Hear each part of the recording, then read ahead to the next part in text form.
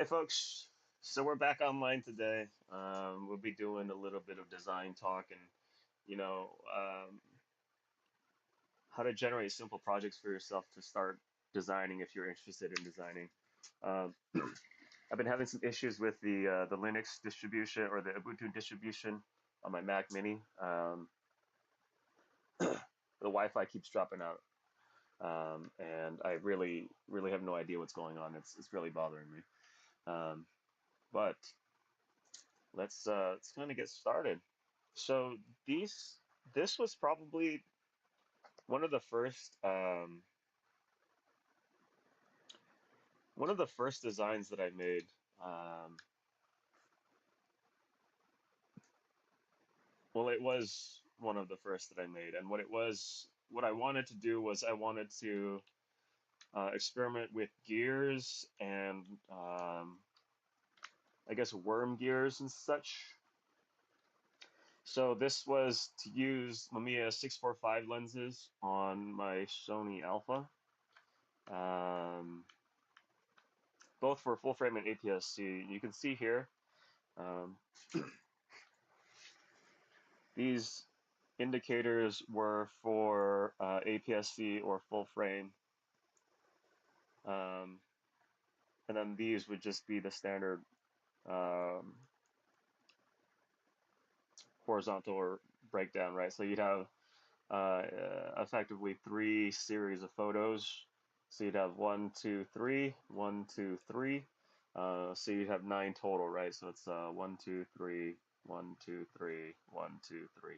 Then you'd take those photos and stitch them in post to get um, the full width and height of an actual 645 frame. Um, so this uses I guess a worm gear. It uses a thread, essentially, similar to this, a screw and thread to move left and right horizontally, or yeah, horizontally left or right. And then I had this gear as my vertical adjustment, but it didn't work out too well because the weight of the camera itself um, made it sag. So I'm actually revisiting this with what I know now, and I'll probably just implement another screw drive like this to make everything easier because this screw drive holds well. It's fully 3D printed, so if we can move that and you can see the mechanism inside. It I guess it essentially uses a captive nut for the screw to rotate around, and they're both 3D printed, and it surprisingly gives good resolution um, in terms of how you're able to align it. So I mean, once we throw the plate in, it's surprisingly a good amount of resolution for fine detail. I mean, in terms of rotating it,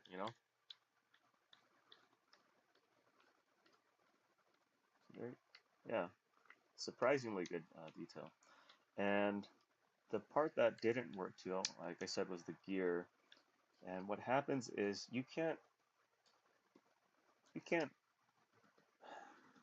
reliably place these markers because of the gear and because it is actually very hard to turn, right? So I'm struggling right now just to get that gear going. But with the weight of the camera, even more so, it's harder to fine tune that the mark where you want it. So probably gonna bring this over here. It's not something I want to do, but it will make this entire system, the Mamiya XY as I call it, um, just a little bit better and more functional. And I'll finally actually be able to release it.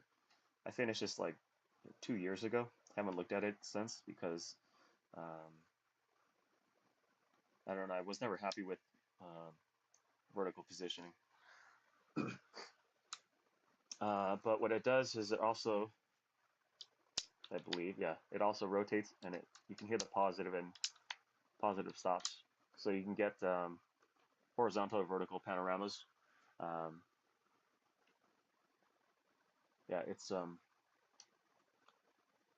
it was an easy enough project to start learning how to get better at lens design and lens housing designs, and it gives you a very good footing um, to understand lens mounts. So this is a Pentax M40. Well, it's not Pentax. Sorry, it's the M42 mount, and this is a particular one because I still have to spend some time to redesign this, but this comes in like two parts, so that I can get registration correct every time I rotate it on. But it gives you a very good understanding of how everything works together and flange distances and how to design flanges that actually fit and function the way they're supposed to. Um, I think the Mamiya and the Pentacon 6, their lens mounts are pretty easy to work with. Um,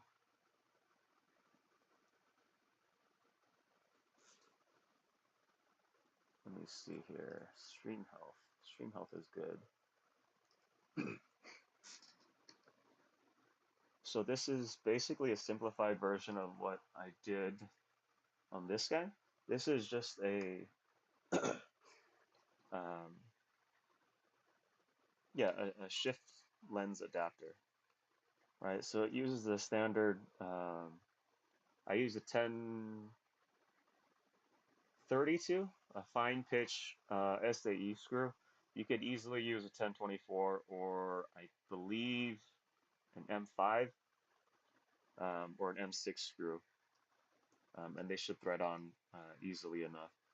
Pretty sure it's an M5. Um, but you just,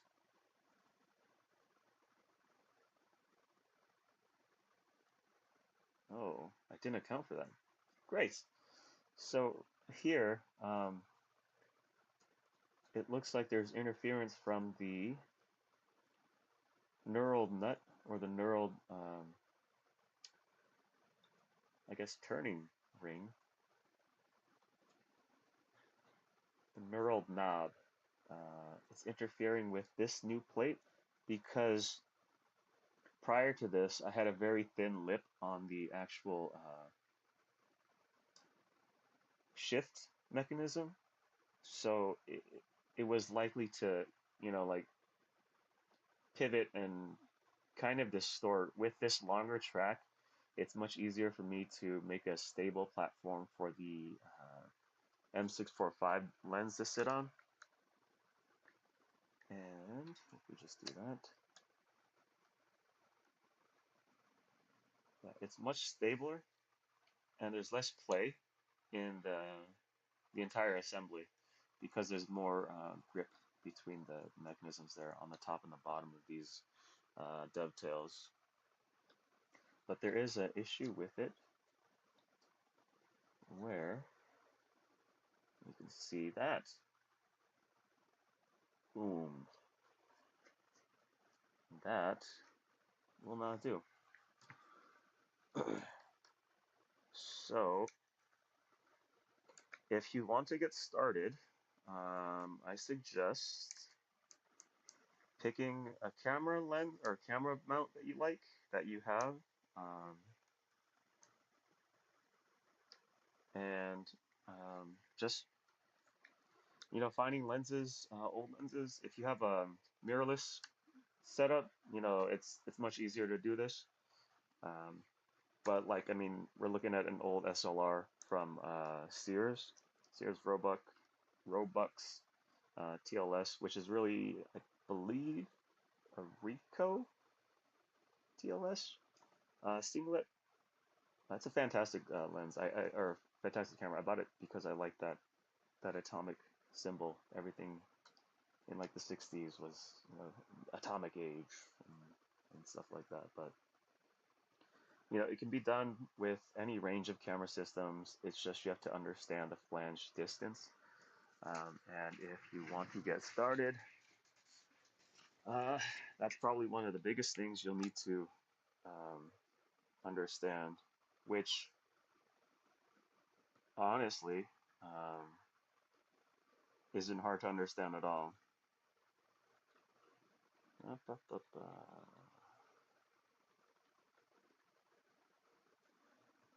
So my general go-to is this wiki page.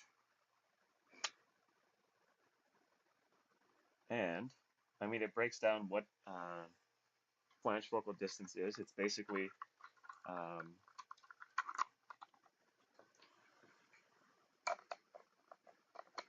what it is it's registration for your camera lens, and it helps. So at the typically this part of the lens is the flange, where they measure the distance from this point to the focal plane, or the point of focus, or your sensor or whatever. So you'd measure from here to the sensor, and that's your flange focal distance. And since mirrorlesses have a short flange distance, typically like 20 to 16, right? So we've got a very short flange distance from the rear of the lens to the sensor. So we can adapt almost any lens system out there, probably with the exception of, your M12s or your C-mount lenses. C-mount lenses mainly just because the image circle isn't big enough for an APS-C or micro four thirds sensor. You might be able to get away with some cine lenses on micro four thirds, but for the most part, C-mount, D-mount, those lenses generally don't cover the sensor um, of an APS-C, micro four thirds, or full frame. But anything larger, um, we can easily adapt, right? So mine, I started with a Sony E-mount, and I've been able to adapt almost everything, like even cross-platform. Um, cross-platform adapters, like micro four thirds lenses or Fuji X lenses, that were so so Samyang and some third-party manufacturers who make manual lenses typically make them for all camera mounts because they can, because they're all manual controls. They don't need to worry about autofocus or anything like that, right? So they'll sell various versions of it. And in the past, I've tried to talk to Samyang to see if I can get um, a different mount sent to me so I can just install it on one that I have. That didn't work out too well. They were willing to do it, but I mean, the charge for it was about the same price as buying the lens as it was. So what you're able to do with 3D printing is also to adapt, or I guess to change the mount of third-party lenses that are full manual. I should have an example here somewhere. Okay, I don't, but well, I do, but I'm using it right now. Right now, my Tokina 28 to 70 was for the Nikon uh, F mount, but I took out some of the internals that were specific to the Nikon mount, and I just put an EF mount on there so it works better with everything else that I have, right? The majority of speed boosters and adapters that I have are primarily EF mount because they're um, just much more prevalent and much the the the manufacturers who create third-party autofocus adapters is much wider for Canon EF because their protocol is um, I think it's simpler than Nikon's implementation, which is kind of why they do it, because everything on an EF mount you can control electronically. So any EF lens from like the early 90s till now will work on them because generally the protocol is the same. With Nikon, there was a lot of variation in the F mount. You'd have like AI, AIS, AIG, or G gilded lenses, where the gilded lenses or G mount lenses, or I'm sorry, Nikon F G lenses were essentially just EF lenses, right? Everything was controlled through the electronically through the camera, sending commands to the lens to open the aperture or to focus. Everything before that typically had a manual uh, aperture. Um Focus on AFD lenses was driven through a motor on your camera. So there's so much variation between the F mount that I don't think I don't think it makes sense for manufacturers to try to hit all of those lenses. I mean, there are some that are out there right now, and I've used them. They're all right. They're kind of middling, but uh, overall, I think it's simpler to design for EF. Um, so yeah, you can take lenses meant for other mounts, bring them over to where you want to use it. Um, yeah, like what I did with the Canon. So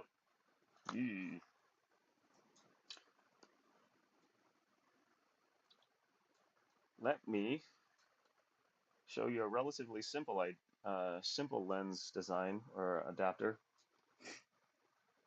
that. So let's look at this one. This is the Yashica. This lens here, the Yashica 45 millimeter f1.7. This came on their Yashica Gs, the GS, GSN, GT, um, GTN. And it's a pretty popular rangefinder camera. People like to call it the poor man's Leica. I personally didn't like it. I don't like the heft on that body. It's like a brick, and um, yeah, if I were to use a rangefinder, I'd probably just pick up the Minolta CL. Yeah, the Minolta CL that I have, right? It's much more compact. I can use whatever lenses I want on it. Um,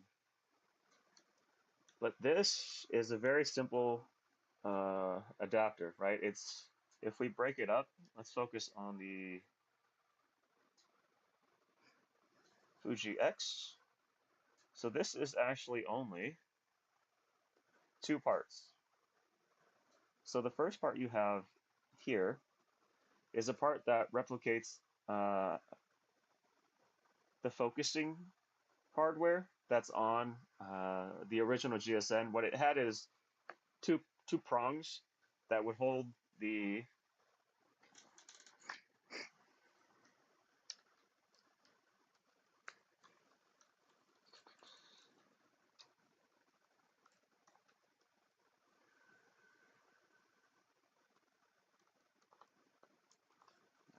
let's set this off. So there are two prongs that hold the focusing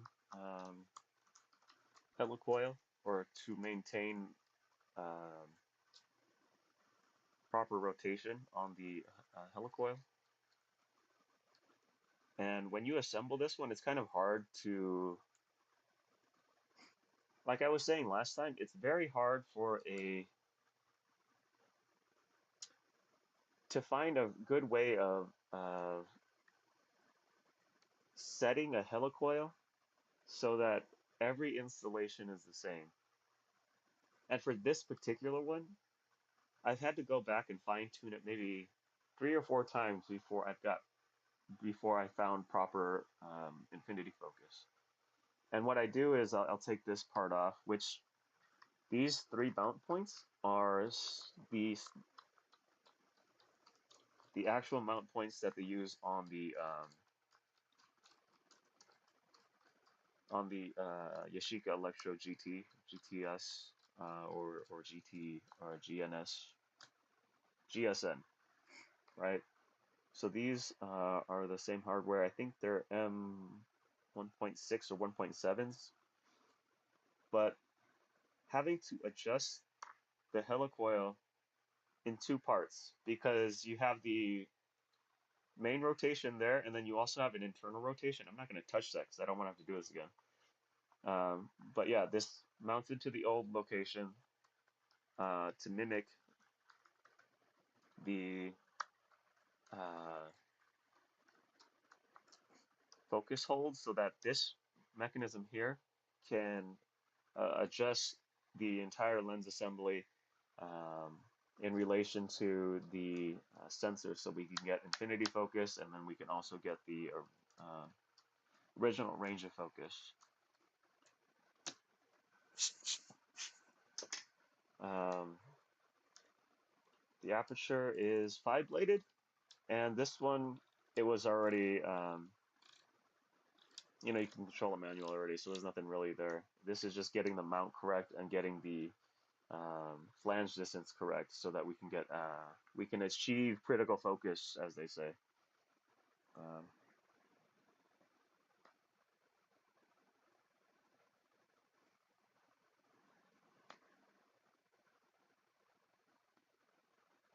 okay.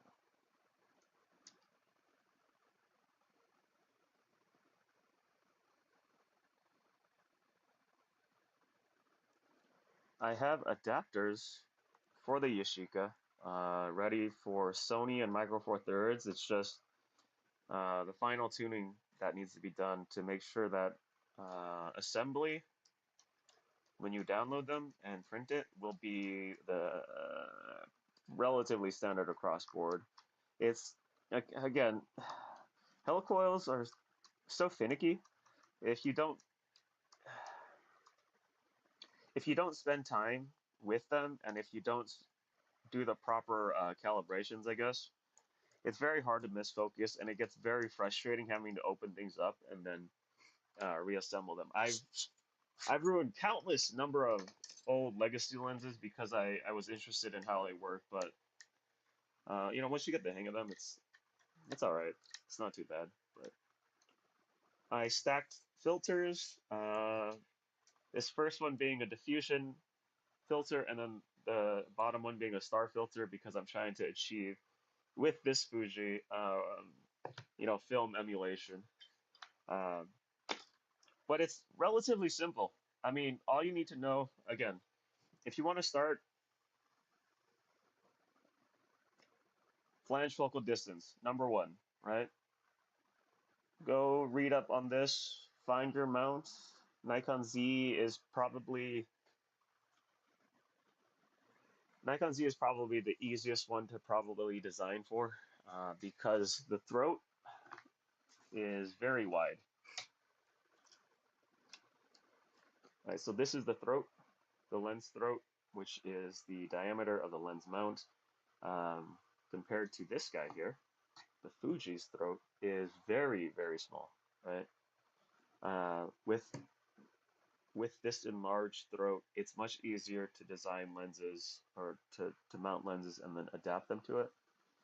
It's so big, in fact, that Megadep, they're a Chinese, they're like a niche Chinese lens adapter manufacturer. Which, I mean, if you're looking at the history of lens adapters for stuff like that, Megadep is probably one of the companies that gets ripped off the most, and it's bonkers that uh, Photodiox is able to make that adapter, um, and basically just use the same firmware that Megadep is using, right? Megadep, when I saw it, it was great, right? It was amazing. I didn't think it was possible, but they're able to it almost works as a native lens, right? A Sony E-mount lens on a Nikon Z almost works uh, as native as it would be on a Sony Alpha camera.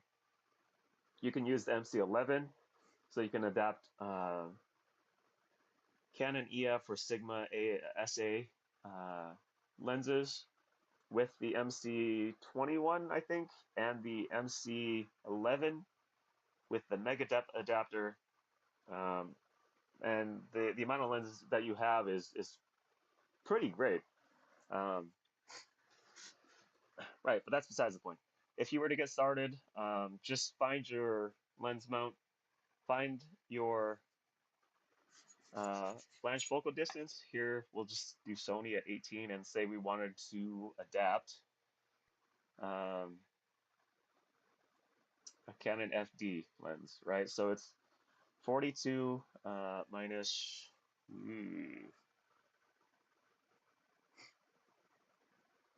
where is, let's use that. screen size. All right. So we have flange distance Sony. Ooh, wait.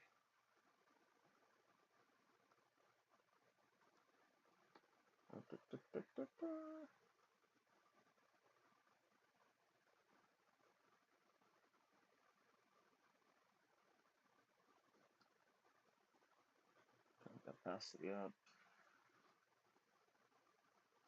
Sony is 18 millimeters and Canon FD is 42 millimeters. So what you're doing is you're going to go 42 minus 18, 12, 4, 3, 2, right? So you have 24 millimeters of space, right, from the, this is my Sony Alpha, very poor drawing of the Sony Alpha, and then the FD lens. So there's 24 millimeters of space that you need. And you can do whatever you want in that 24 millimeters of space, right? You can make it a shift lens. You could try putting a tilt shift in there. You can literally do whatever you want. Um, but you know, as you're starting out doing the lens adaptation stuff like this, it's probably best to stick to just making sure that you can adapt the lens correctly. Um,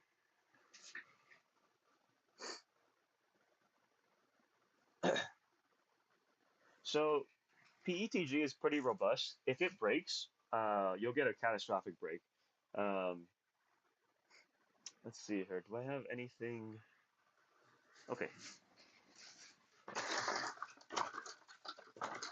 I'm looking through my scrap piles to find something appropriate.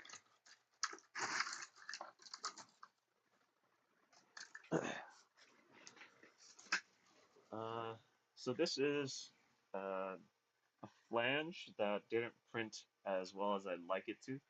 So this is probably what would be breaking.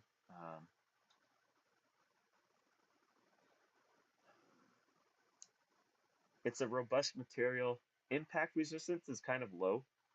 Um, Impact shock resistance is kind of low. So if you were to break it, okay. So if you were to break it with this plier, let me get some of that out there, right? So this is probably what would break. And if it was mounted, what you probably see is separation between the layer. And I haven't had a failure to where anything broke off into the camera. Everything that's been deposited into the camera is from me not cleaning it well enough. So basically, what it is just leftover dust and debris. Um, so like this guy, I'm pretty confident with it. I've used it multiple times on my Sony camera. You can see here there is some or layer separation here. If I were to go back, I'd probably spend a little bit more time. Um, I'd figure out what the issue was. Is it that the distance between the base of the lens here, or the base of the mount here, and the flanges isn't correct? Or is it the weight of the camera that's adding stress to this? And then do I need to strengthen this part in particular? Or do I need to change settings in my slicing software so that I have a more robust flange print? Um, this one I'm not too sure of, but it hasn't failed me yet. And typically this is what you will see if there is any real failure. Um, the only other thing would be dropping, and I haven't dropped an adapter or my camera while having these lenses on there. So in terms of resiliency and robustness, PETG is pretty good. It's pretty strong. You can go to printing with ABS, or if you really wanted to, um, nylon reinforced with carbon fiber glass, right? This is PA6 66. It's PA66 is probably one of the strongest materials out there. It's what they use in gun lowers, Glocks, stuff like that. You can find them in um, gun grips, NATO grips, things like that. It gives you a very high impact resistance. It has very good um, UV resistance, solvent resistance. So, I mean, in terms of getting started, PETG is probably the easiest way to go. Very robust, while still giving you good UV protection and very good solvent resistance.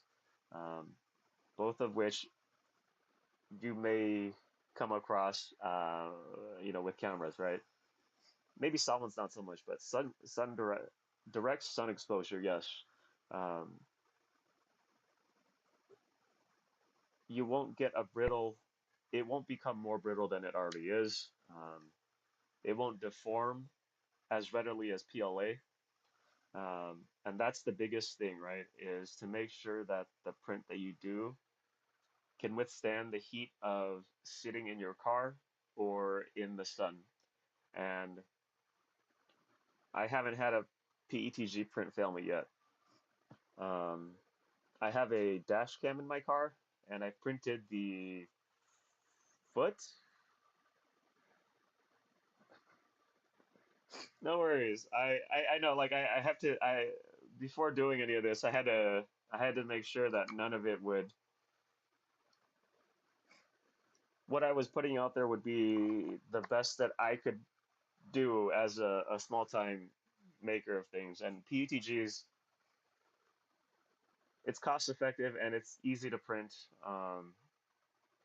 And I want to print with something that you or I could print with, so that if there was any part that you needed reprinted, I could easily just send you the file and you can print it on your own printer, making sure that your settings are right. Yeah, thanks for that. I thank you for joining. Oh, Mike, thank you. Um, right, not talking to the void right now or anymore. Maybe I am now. But back to this. Right, so you have 24 millimeters to fill with anything, right? So all I'm really doing as in designing this stuff is making circles, right? So it's, you know, FD mounts and then 24 millimeters of whatever, and then Sony E mount in the back here, right? So we're just connecting uh, circles to make whatever it is that we need. And while I use Shaper 3D, you can easily do this on FreeCAD if you spend some time tinkering around with it. You could probably even do it in Onshape. I know Onshape is one of those that they use frequently in the community. Give me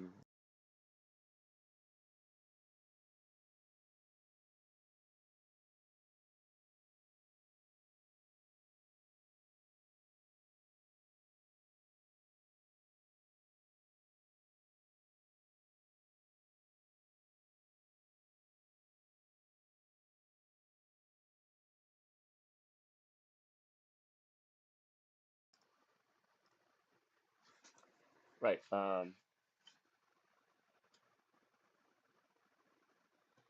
So it's FreeCAD,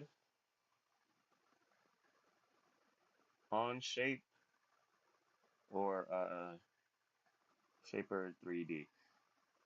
Shaper 3D is subscription based, and I only got it because it's really intuitive. I tried it out for the 2 weeks that they let you try it out, and like leaps and bounds easier to learn how to use than FreeCAD. FreeCAD, I just need to spend more time in it so that I understand how to use the tools. Because I have a few ideas I need gears for, and right now Shaper 3D doesn't offer gear generation to at all, right? FreeCAD has a plugin that you can download that generates any kind of gear. You can do worm gear, you can do rack and pinion type gear, you can do bevel gears, helicoils, um, and that's kind of what I need right now. So I've got to learn how to use FreeCAD so I can do that. But yeah, it's pretty simple to get started. And if you want to take this guy, for example, we've got circle, circle, circle, circle, right? That's all you're doing. You're extruding circles and making sure that um, the mount is correct on the back here so that it'll mesh correctly for the Fuji there, and it won't interfere with any of the electronics. Um, so that's I guess, bare bones what you need to get started. Flange focal distance, some sort of CAD software, and a lens that you want to try adapting, right? Like it could be anything. It could be uh, something from a range or a point and shoot. Like I bought a couple of broken XAs to adapt. This one's going to be kind of interesting because the aperture is the aperture. Where are you? Or the iris. There you go. Just like the LCA, the iris is uh, combined with the shutter, right, with the leaf shutter in the back there. So I can either reuse it and find a way to link it correctly so that I get full f2.8 to, uh, you know, f16 or wherever it stops down to. Or I can just take this assembly off because it comes in two parts. This part holds the top and the bottom elements together, um, which means I might have to cut some of this off, which I'm not entirely opposed to. I think it's just, it complicates the entire design process. So I might just rebuild this part in CAD and then go from there. Uh, we'll see. I really got to get I really got to get on it. It's yeah, it's kind of bothersome, but that is a basic intro into getting started. Next week, we'll do a very simple example on making circles and adapting a lens. Um, one note though, M42 lenses, you'll more than likely not be able to change the mount.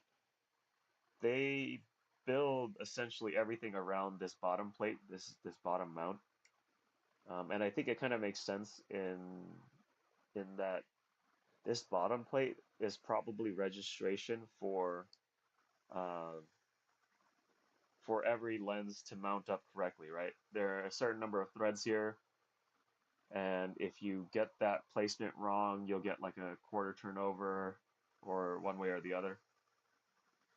So everything is tied to this base. If you were to adapt or to rehouse this particular lens, which is actually something I'm trying to do, you need to take this entire section off and design it in CAD with this back plate with the mount that you want. Um,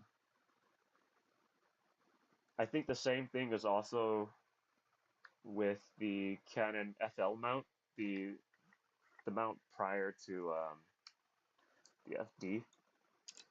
Generally speaking, those you can't take the back housing off. It's you gotta disassemble the entire thing. The only reason I know that is because I tried to do it on an FL lens that I have, the 135 f 2.5. Um, so yeah, there are some things you can't get past unless you tear it down completely. um, and start from scratch. And there's nothing wrong with that. Absolutely nothing wrong with that. Um, Learning to start from scratch is probably one of the best things that you can learn, is so that you don't waste your time um, trying to fix things that won't work. Yeah, so enough of my rambling. Let's get into 70 and 80. Today we're just going to be putting together aperture assemblies. Uh, I appreciate you guys stopping by. Um, Hope I don't bore you guys too much. Um, yeah, speaking of which, uh, I have not been feeling well. I'm not sick, I just don't feel well, right? Like my head just keeps hurting. Uh,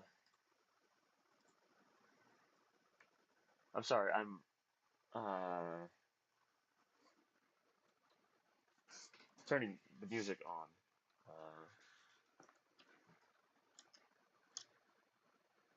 So we're going to assemble the aperture assemblies,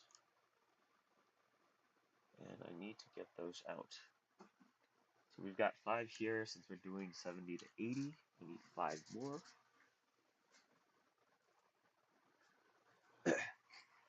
Speaking of music, like I said in the post there, listening to Michael Kiwanaka and Leon Bridges. Part of that would also be Aloe Black, but I don't know. I've kind of fallen out of Aloe Black. His first couple of albums, great, great. Um, but his later stuff is kind of jingly and kind of uh, I don't know. It's kind of poppy. I think Michael Kiwanaka, uh, he's really trying something with his music, and it's I think it's fantastic. He's the way he's experimenting with tried and true genre. I think that'll do.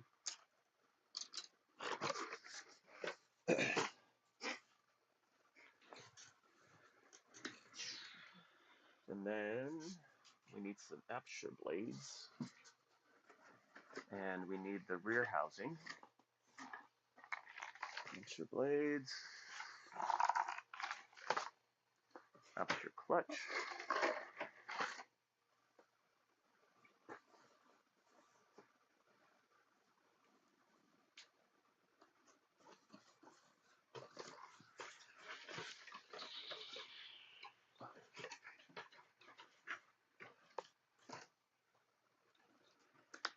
And Leon Bridges, I'm kind of on the fence with right now. I like his early stuff. I just wish he would show a little more character in his music. And I think he's kind of doing that with Krangbin, if I'm saying that right. His collaboration with them in Texas Sun. I think that's a fantastic song. Um, I think it really shows how he's growing as an artist. And even Krangbin, right? I love their stuff. Their Mordecai. Um,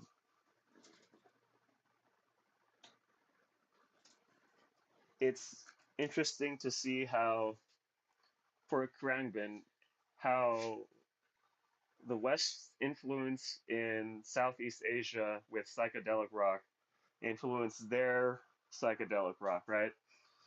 Um, it's all one big circle, right? Everybody's taking and borrowing from each other.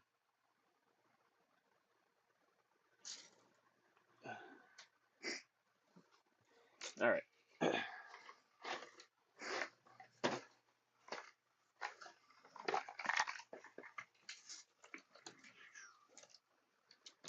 Got to do a little work on these guys.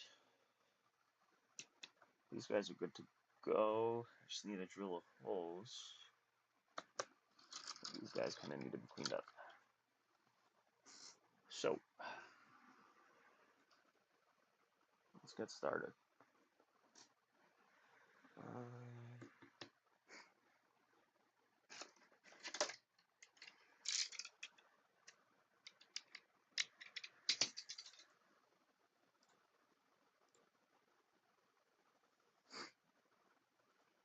Hey Connor, I appreciate you stopping by. Any questions, post them up. I'll try to get to it. If you are interested in making lenses and doing it, uh, this week, probably Friday, I'll show a breakdown of FreeCAD. I'll learn as much as I can. And then on Friday, I'll do a FreeCAD workshop, how to build a lens mount relatively quickly. Um, on Wednesday, I'll show it with Shaper 3D, just because I don't want to be like a talking ad or a walking ad, but I mean, I think it's a great um, I think it's a great application, and the people behind it are actively developing for it, and it's so intuitive, like surprisingly intuitive for something I had no experience with um, until like 3 years ago, you know?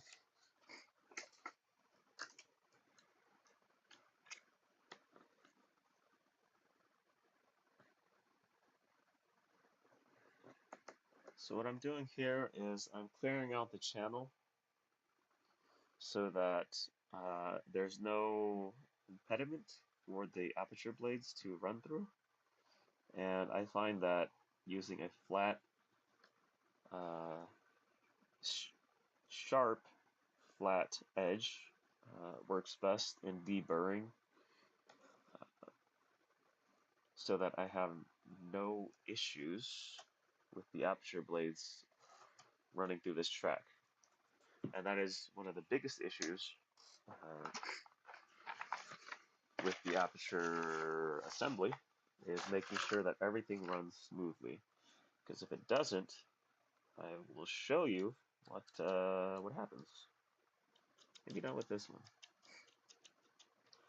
This one's actually gonna be fine. Um, but what you get is a little bit of drag from the blades, and it makes an uneven. It's an uneven. I guess I can show you. Not really. This one's they're really set in their track. What it gives you is an uneven iris across the board, right? You'll get small, small, bigger, and then bigger. So you get different exposures across the frame, and that's no bueno. Um, I have to get back to the guy that brought that to my attention, uh, so that I can get that fixed for him. But all of the lenses should, um, they should be good in terms of their iris control. And if they're not, I need you to tell me so that I can fix that for you. Uh,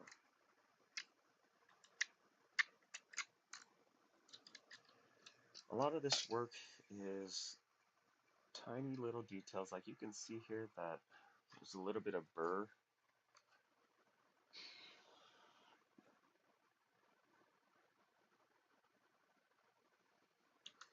There's some burr there that I need to take care of. This stuff is from the nozzle head on the 3D printer.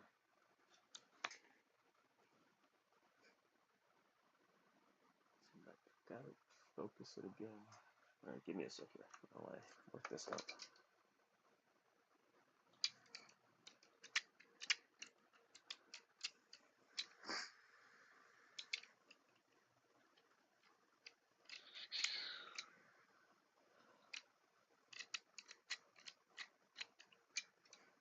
Yeah, like I was saying though, it's like my brain has a fog that has not lifted, and it really bothers me.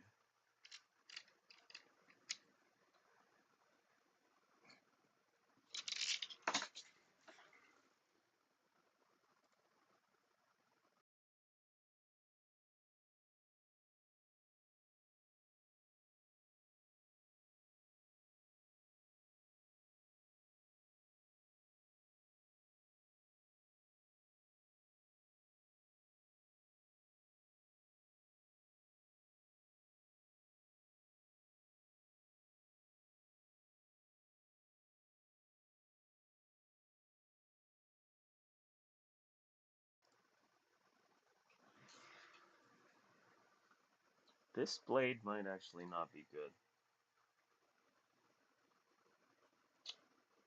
Yeah.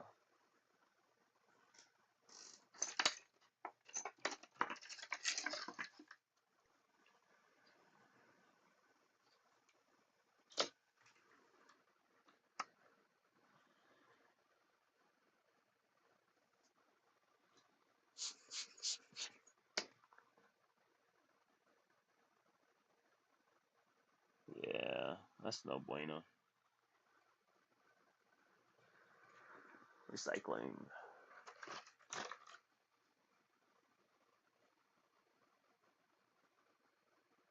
think this will do better.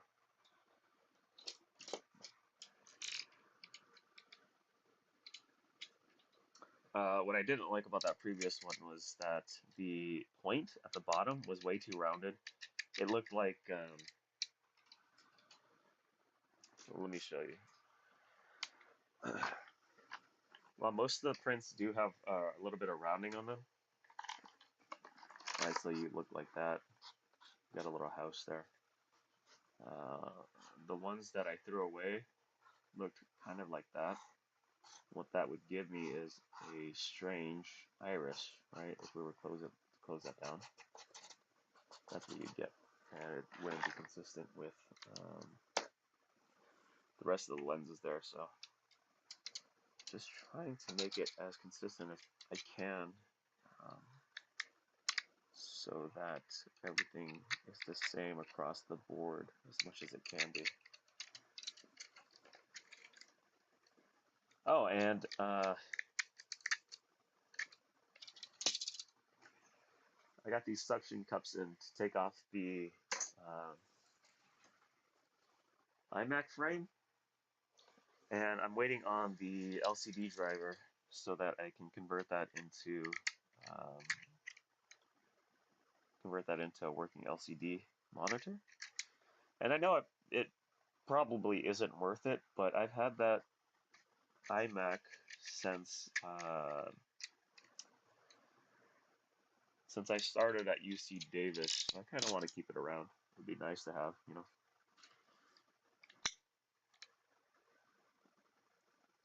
And for those of you who do know me, you know that I love Davis because that little city has so much hope, you know.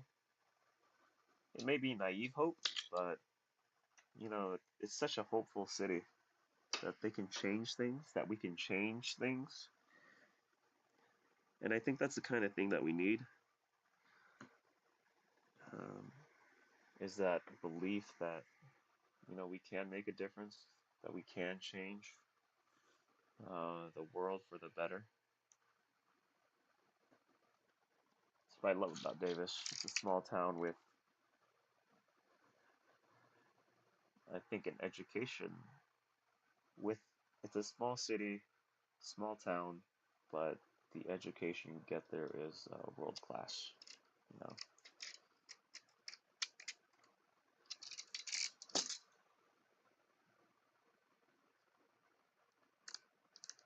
It's a shame though because of the housing crisis in California. I was talking to a buddy who's still out there, and I think houses or homes are in the millions now because of the exodus from San Francisco. It's bonkers, really, when you think about it. Or I guess when I think about it, it's bonkers because I always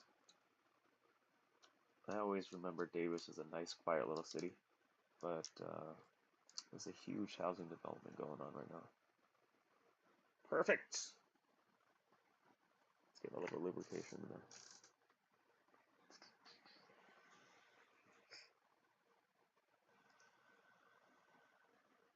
And I know. You're not supposed to get oil on the aperture blades, right?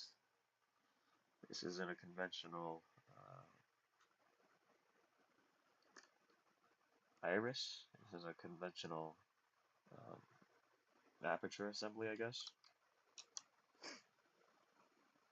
Um, it's there to assist with mobility and this super lube stuff shouldn't,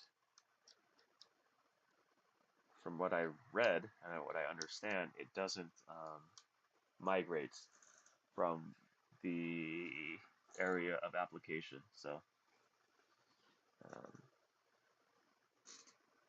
should be okay.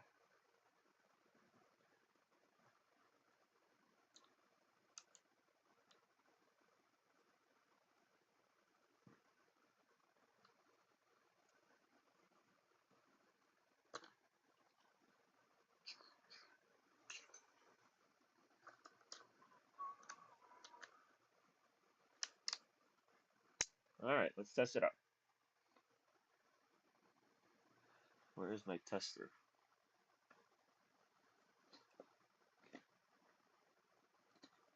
Here we go. And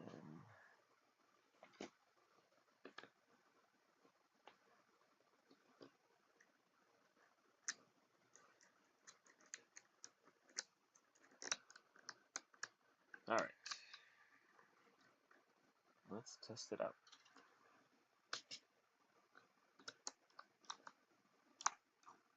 Perfect.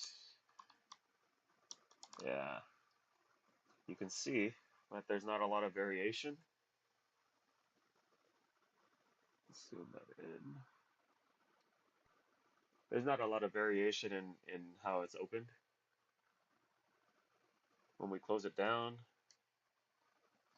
the irises, there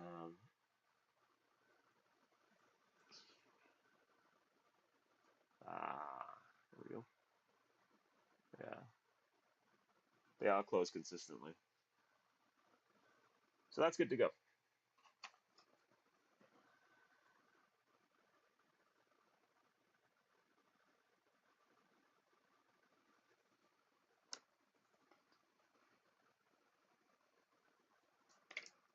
All right, set that aside.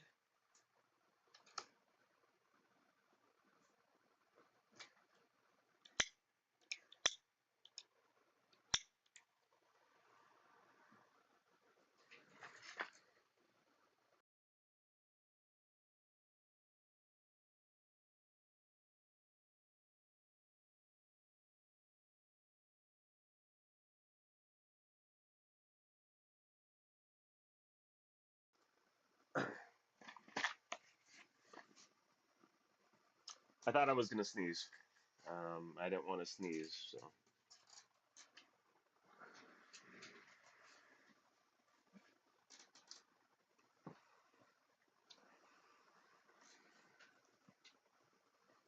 where are you?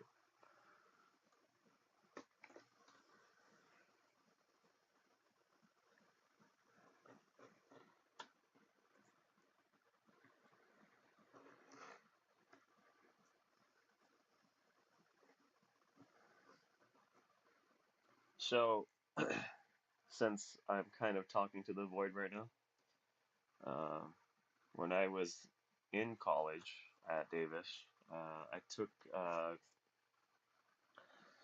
so I majored in design, specifically visual communications or graphic design. Um,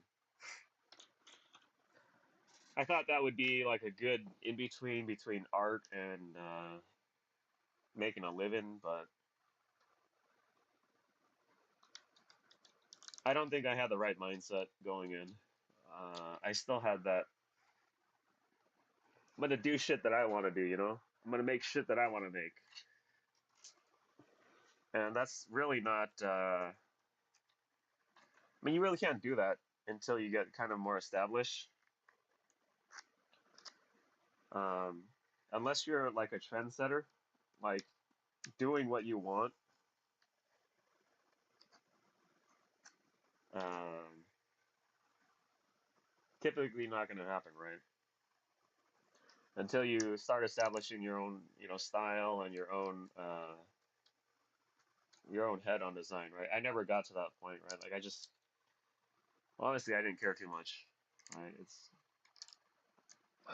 at the end of the day, design is just another cog in that wheel. God, I feel I sound like a Yeah, it's just another cog in the wheel of consumerism, right? You just make a lot of waste. You try to sell people things that they don't need. Um,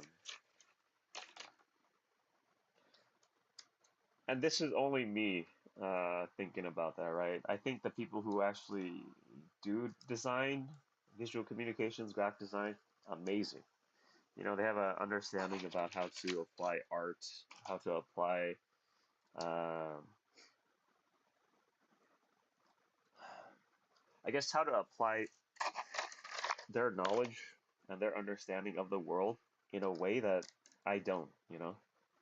So I'm always kind of jealous of them because they're so able to do things that I can't. And yes, I'm aware that if you're jealous of what they do, you have to be jealous of how they were raised. And I'm not trying to detract from what they're doing, right? I'm just saying that I wish I could do what they do. Uh, yeah, back to it. I had this. I took an interior design class, and this was furniture design.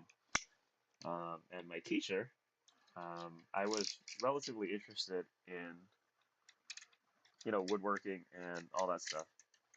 And I asked him if he knew of any internships, and he laughed at me, like who else am I gonna ask, right? Like if not my professor, then who, right? I didn't come into this university knowing everybody that I need to know.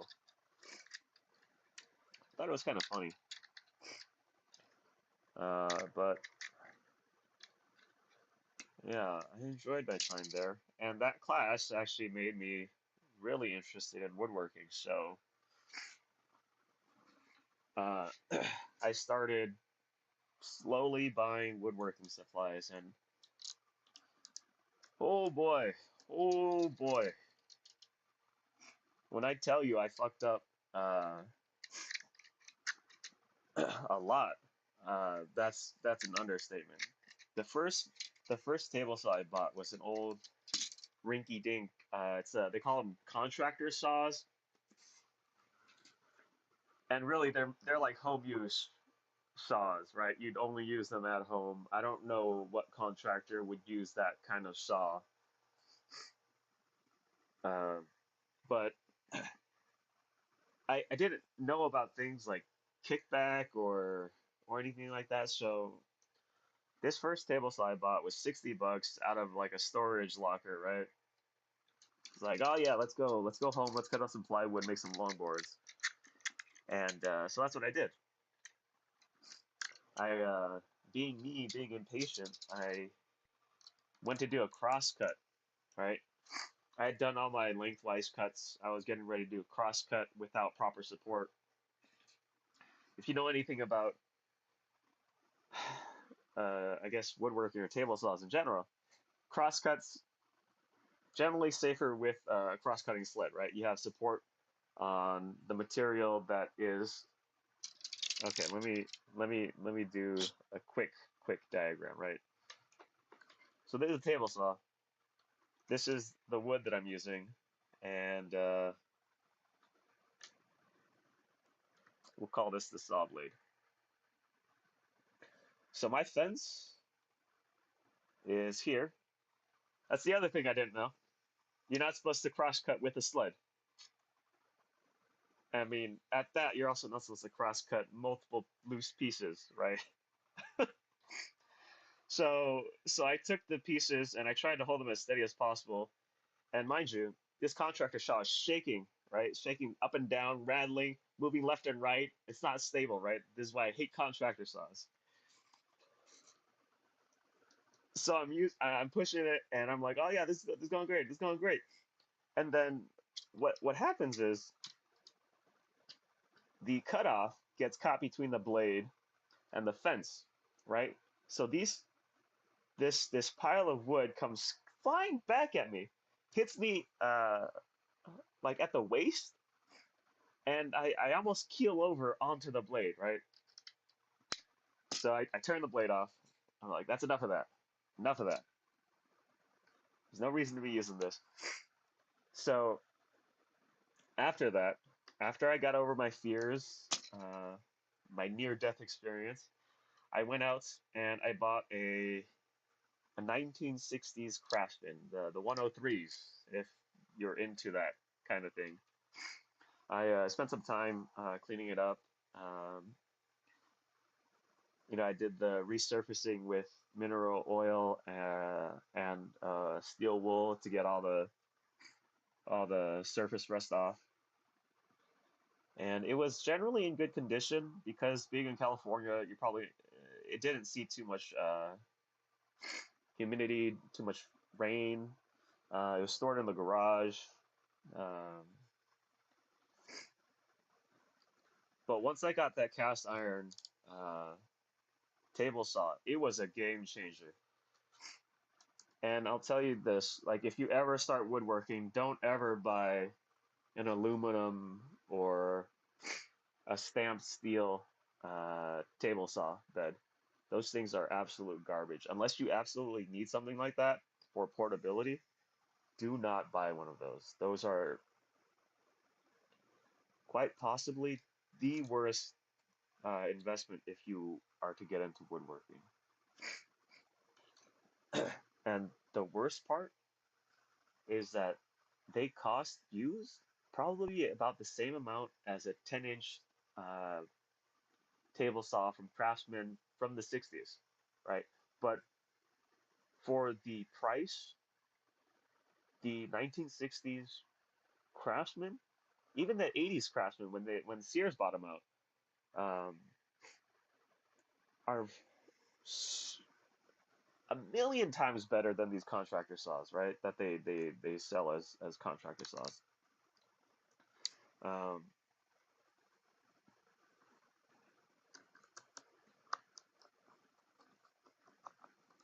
so the fence might not be good. The fence on the contractor saw and the other Craftsman, they're probably about the same. Um, but with the Craftsman saws, Craftsman, Delta, Grizzly, any of those old, I think Atlas was also one of them. Any of those old 1960 saws, super reliable, easily extendable, right? Like you can get ooh, perfect. You can get older saws. You can okay, so Delta, which is a manufacturer of tools like this, woodworking tools, they sell an add-on fence called the Delta T2, right? And you can get that in whatever at whatever length, and that's what I got for the Craftsman, right? Once that small rinky-dink geared fence started showing its limitations, I picked up this Delta T2, and that was probably one of the best decisions in woodworking that I did, is to get a Delta T2 fence system, right? It was much bigger, much more robust. It accurately held square throughout the entire range of motion. So I mean, accuracy up like 10,000% off the old saw. Uh,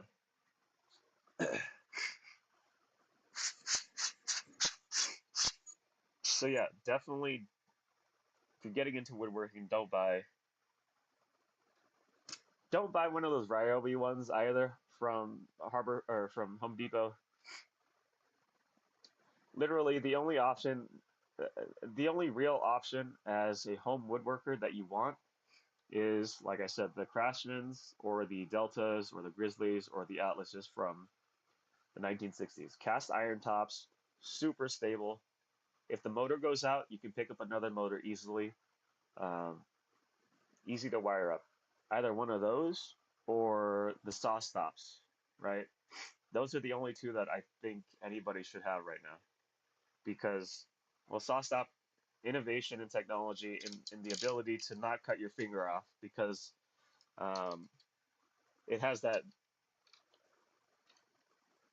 I guess it's the electronic brake control, right? So if it senses an electronic impulse or an electric impulse, it'll uh, essentially deploy a brake, and then the saw will stop before cutting your finger off. Um, yeah. After that, I added a. I was using this really horrible skill saw bandsaw, and I think, oh, all right, so this was like $100, and its throat was probably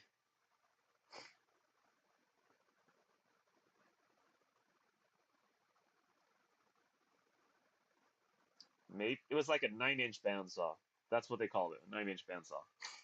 It was, I mean, it did fine, but over time, it just kind of showed its weaknesses. So I picked up a 1960s Craftsman 6-inch bandsaw. Um, I cleaned it up, gave a new paint job, replaced the urethane wheels, got new guide blocks. This they used the phenolaic guide blocks instead of roller bearings, and I mean it worked fine. Um, the biggest scare that I had, yes, biggest scare, not the biggest accident I had was with my router, and this was me just not knowing what I didn't know, you know, and while I tried to be as safe as possible, um, I had my router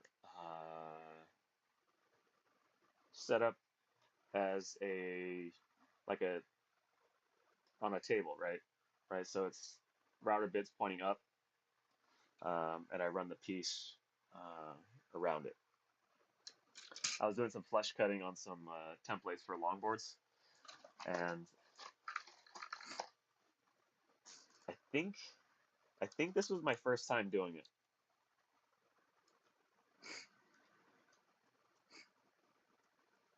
Yes, first time doing it because I was looking for a much more efficient way uh, to finish cut my rough cut longboards. So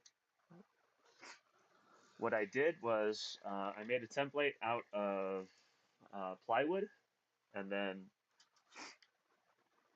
I clamped the two pieces together with some screws, right? So I had some blocks that I could manipulate the entire assembly with, and I would just essentially just flush cut the board out. Right, that was the idea.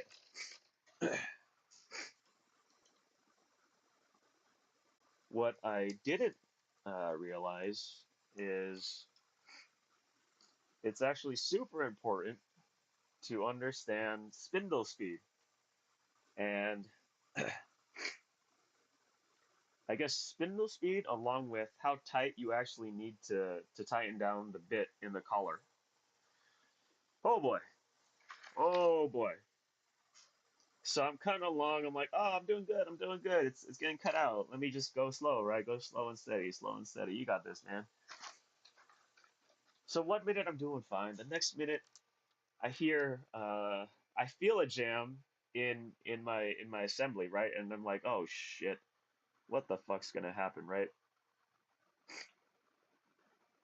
So what happens next in like fractions of a second? Uh, the initial jam, I guess, dislodged the router base from uh, the acrylic base that I had secured it to, right? So it if this is the table, right, and this is the router, right, it tilted.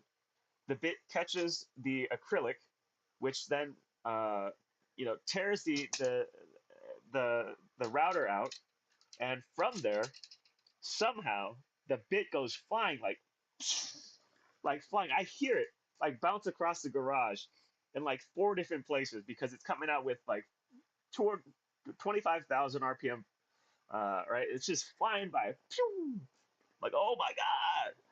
So I like it narrowly misses like punching a hole through my face, and then I see it, and it's spinning on the ground like a few feet from me. I'm like, you know, I'm done. That's enough. You know, that's enough woodworking today, right? I'm gonna go watch a movie. And you know, you know how they say OSHA regulations are built on or written in blood. When I try to tell people this, um, they generally just laugh. But it, I did not have a serious respect for the tools, and in those episodes where things happen like that, I developed very quickly a respect for the tools. You know, um, and as silly as that is, having to go through experiences like that to understand safety, because mind you, nobody's telling me how to do any of this, right? I'm learning all this by myself. Um, because I want to make longboards and I guess I want to make furniture and stuff like that. But ever since those two, uh, I've always held a great respect for the tools, except when I lapsed one time with, I had just gotten it's like a chainsaw bit for, or a chainsaw disc for an angle grinder, so you can do carving of wood easier. And I'm carving the stump, and I'm like, you know, that's probably pretty good to try it against, right?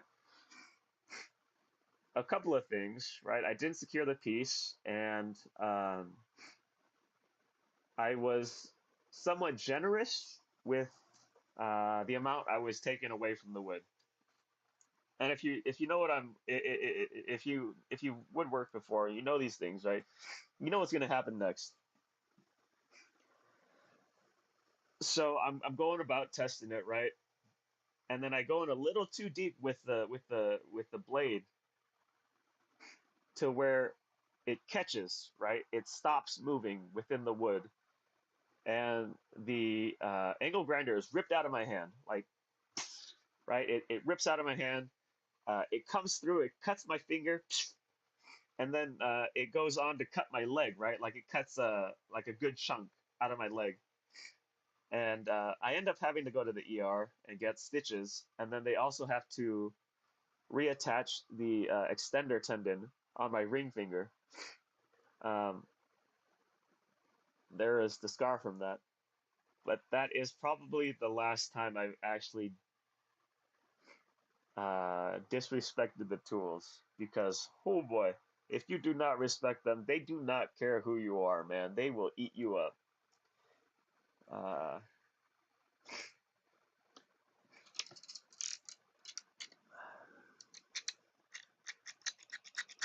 I always want to get back into it, but I sold off my tools a while ago. Um, but I don't think I can get back into it. Not because I'm afraid of the tools or that I don't respect the tools. It's just that the uh, the mess it makes, if you're not constantly vigilant against it, uh, it just builds up, man. And I actually hate that. So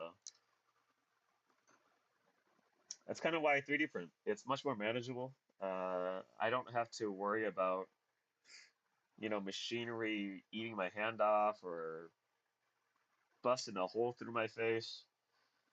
Uh, and yeah, sure, I could have been much more.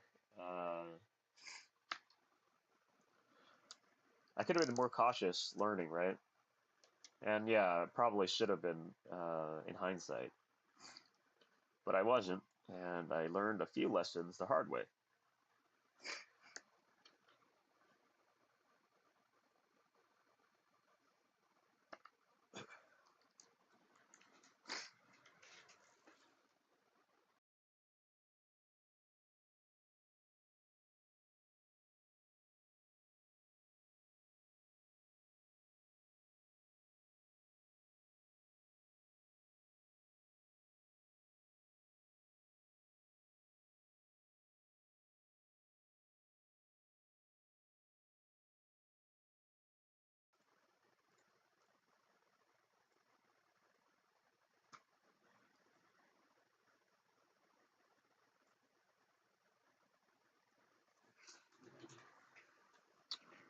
let's test this guy out.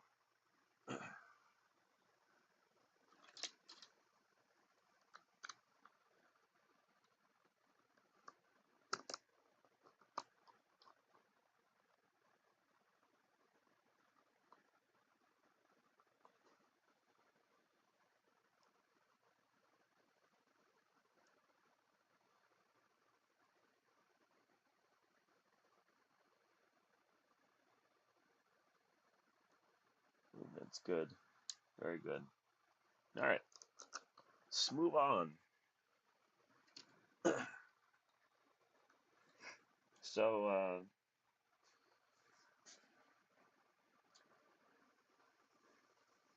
I've recently had to stop playing games.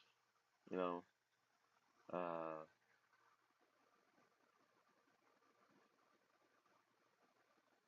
not in the right headspace to play competitive games online. Um, Mainly because the game that I chose to play, Hunt Showdown, is riddled with hackers from Russia and China and Brazil. And it's not an exaggeration. It's literally, well, that's not a good one.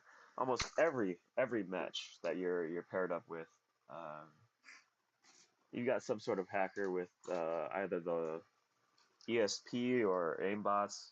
It's actually ridiculous that Crytek does nothing about it. But I've had to stop because I'm not quite in the right headspace to play those games. Um, it's the community I think is pretty toxic because of the way that they play with the hacks. Similar to similar to how Dota is toxic. Um, yeah, it just doesn't do too well, right? I have to as I grow, I have to start taking responsibility and trying to mitigate things that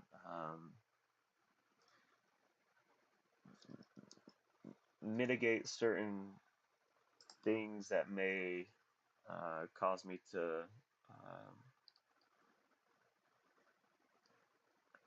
get my headspace in a whack. And one of those is competitive gaming. Um,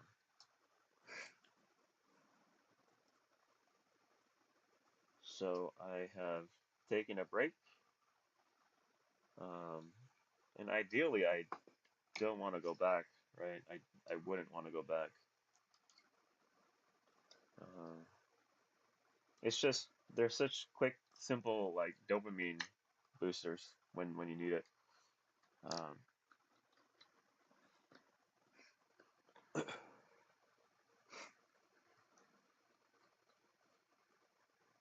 I just I just can't get with the amount of hacking that's going on in there. And this isn't your standard get good type thing, right? This is literally they know where you are, they shoot you through walls, um, without literally a care, right? From that the easy anti cheat or uh, Steam is actually going to do anything. It's like they actively want their player base to die, which is kind of interesting.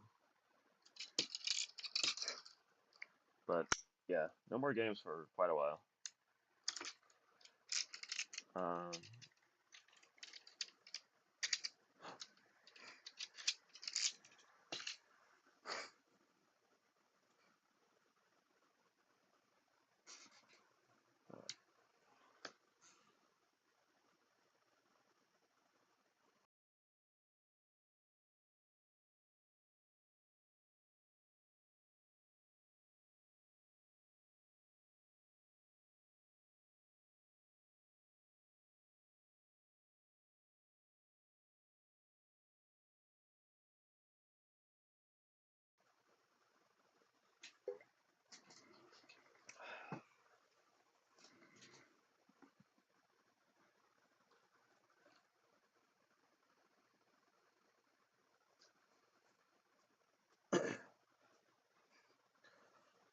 so back to the woodworking and longboard stuff. Um,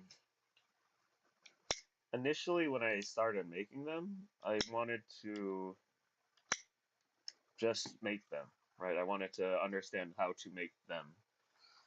So me and my buddy got together, we started making them, right? We were gonna do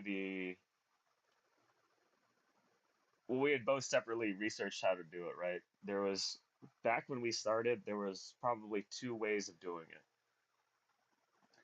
The first was the cheapest, which was,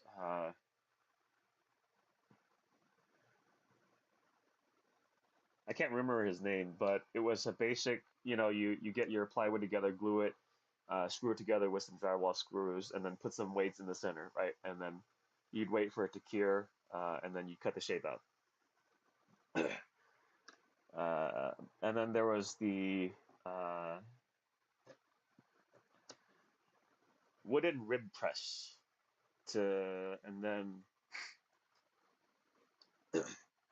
so the ribs would be set out. You'd have a length of MDF on the bottom, and then you'd cut wood like 2x4s to either give you a kicktail or to give you your concave or convex, whatever you wanted. Um, while I was gonna do the first method because that's what I had access to, that's what I understood. Um, my buddy had some woodworking tools because of his dad, and we did the rib press, which was, looking back at it, probably the best way to do it with the tools that we had or with the supplies that we had. We stopped by the local lumber yard, picked up some Baltic birch, cut it down to size, and then um, started gluing it up. Right. So I mean, like once I understood how to do it, what I really wanted to do was I wanted to. So what I wanted to do was I wanted to create a platform where people could come order custom boards. And as bonkers as that sounds, or as wonky as that sounds, I don't think it is impossible, right? All you have to do is partner up with like maker spaces.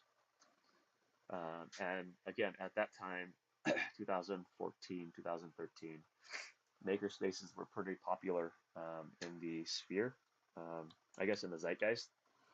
Um, so, I mean, logistically, it I don't think there's an issue with being able to deliver custom boards across at least metropolitan cities, right?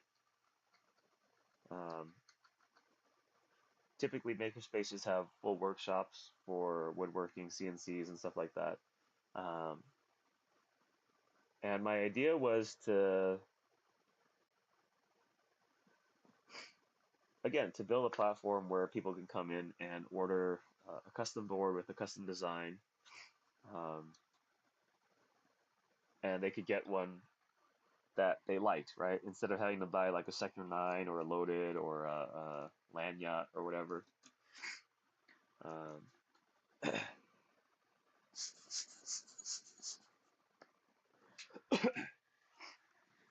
I tried to do it by myself, but it was actually harder than um, I thought it would be. While I could make my own, right? I could do my own stuff. I didn't know how to program for the web. I didn't know how to make any of that.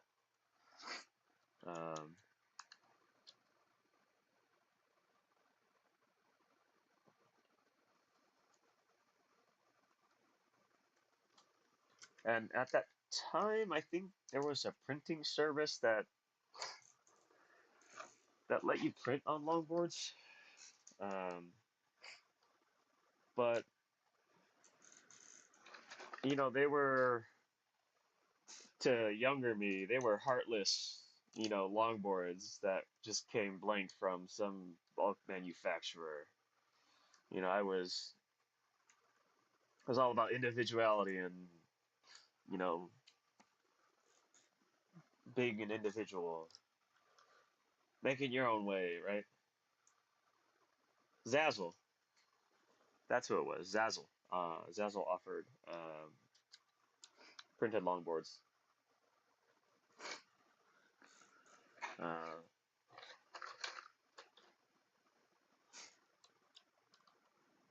So I opened up Law Open Board, and I was able to get into a couple of skate shops by just, going down to them. One was in Woodland. There's a skate shop in Woodland, and then there was a skate shop in Davis that I went to see if I could throw my boards up. And then my buddy who has a convenience store down there, I threw him up there too. Um, but yeah,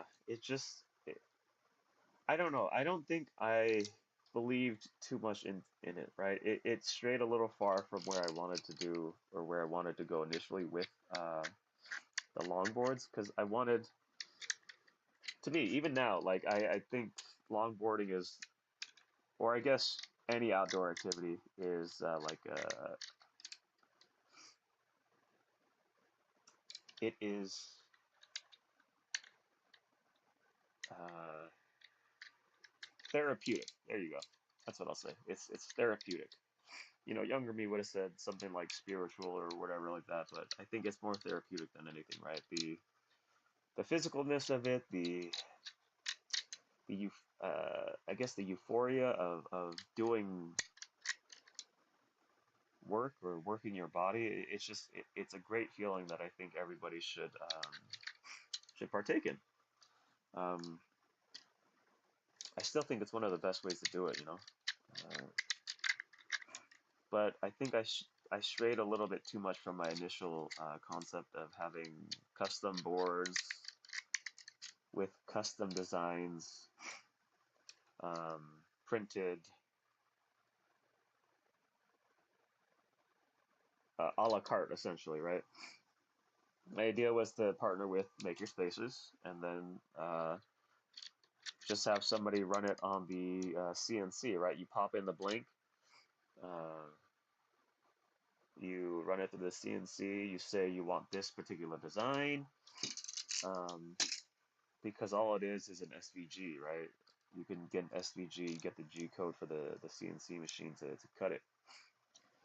Um, but yeah, doing it myself, I learned that I hate making things, right? It's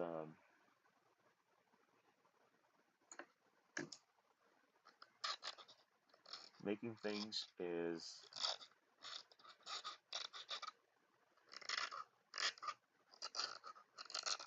not optimal, right?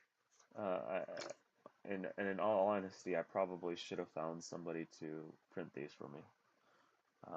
But since this was my first one, I wanted to make sure everything went the way I wanted it to have total control over everything. And that's kind of what happened with the longboard stuff. Longboards were fine. It's just it got too much to have to constantly make them and update designs, update photos, stuff like that.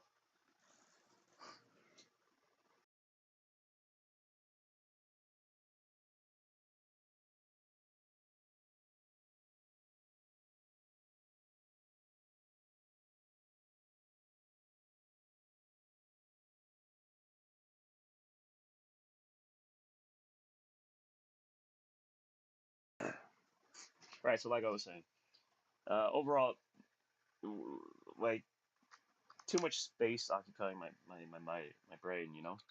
Having to keep track of inventory and stuff like that, which is, again, another reason why I love 3D printing is because while I am making this and making this set of lenses, I have I will be having an entire library of lenses and STLs that you can download and print yourself, right? You can do it yourself, right?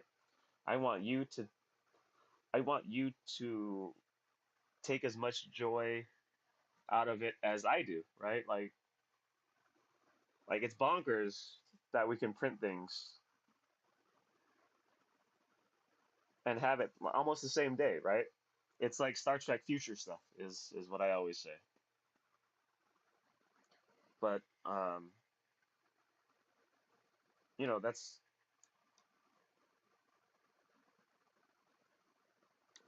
that is why I like 3D printing a little bit more than woodworking. Um, that the aspect of having to constantly make things with woodworking means I'm always generating waste, and I'm always um, iteration is much slower than it is with 3D printing, right? With 3D printing, I can iterate as much as I want until I'm satisfied with a design, right? I don't even have to print them. I can literally just look at them visually on the CAD program and say, hey, it's probably not going to work doing this or that. But with woodworking and making longboards, iterations like took way too long, man. There's you have to make the blanks, you have to make the templates, you have to maintain the equipment. If bits are chipped or broken, bad things are about to happen. Uh, there's just way too much to keep track of with woodworking. Though it is very fulfilling, the same that same satisfaction of making something in 3D printing is what I got out of woodworking, right? I figuring out how to level a bed or level a slab of wood and to make everything as straight as possible or as flat as possible. I think that's part of the fun of learning how to woodwork, part of the fun of learning how to make things. What's not fun is having to clean up like mountains and mountains of sawdust and wood chips and epoxy bits and stuff like that. Um, so yeah, it strayed a little too far from my initial design or initial concept of what I called open board, right? Like I wanted a place where people can come and just upload some photos and they can tweak some template designs to get drop throughs or pintails or banana boards or whatever they wanted. Then we could press them and print them, but maybe I was just on a pipe dream with that, to get everybody longboarding.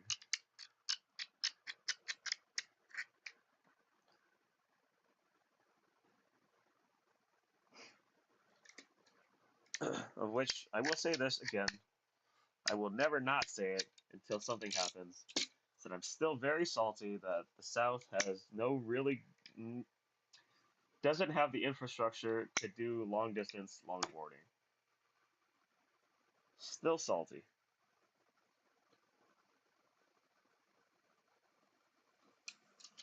Like I was saying last time, I was able to go from Sacramento or Elk Grove, South Sacramento, all the way to San Francisco um, on relatively well taken care of roads, And I come to the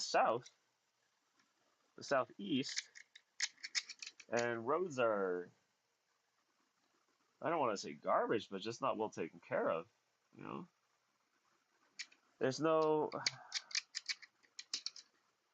again, coming from California, the South seems so somehow more distant from each other, right?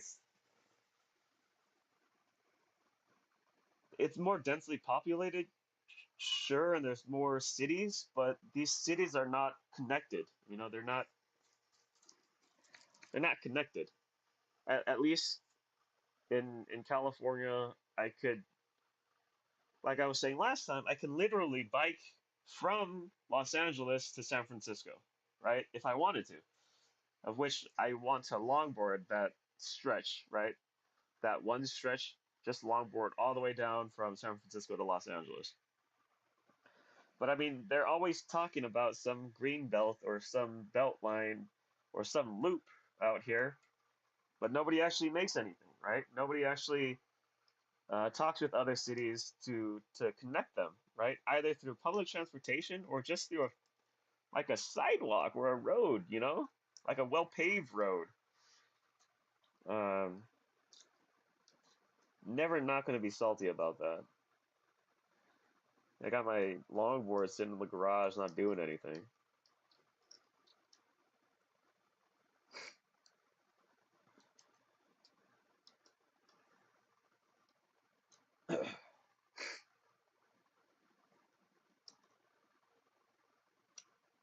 And also, I think I got into my own head with the longboards. That's typically what happens when I make things, right? Like I, uh, I have a relatively negative mindset about things that I make, and I think it has to do something with ego. Because I feel like if I don't keep my ego in check, I'll become some sort of monster, like an unearned monster, right? If I don't keep my ego in check, I'll be just as bad as the people who don't know or who don't keep their egos in check, right? Like,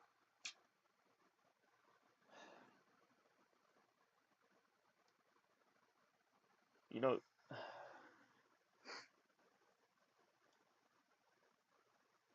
if I don't keep my ego in check, then then I won't be able to make things, Because once you hit that plateau,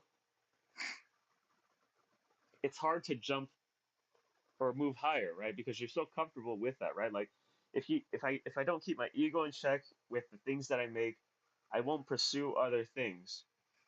And I'm starting to realize, like a lot of the artists that I listen to and I like their music, it has to change, right? Because that's essentially what it is, right? That's them trying not to stagnate. And I'm not saying I'm great or anything. I'm just saying um,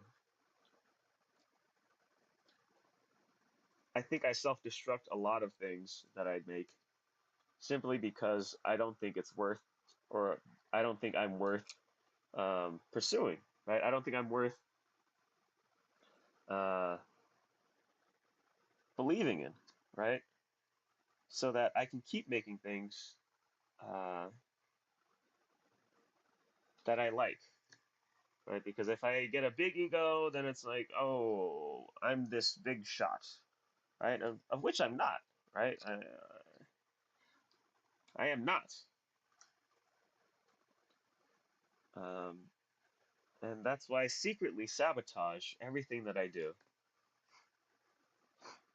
Uh, so that one, I don't get a big head, and two, I can remain, this miserable piece of garbage that I am.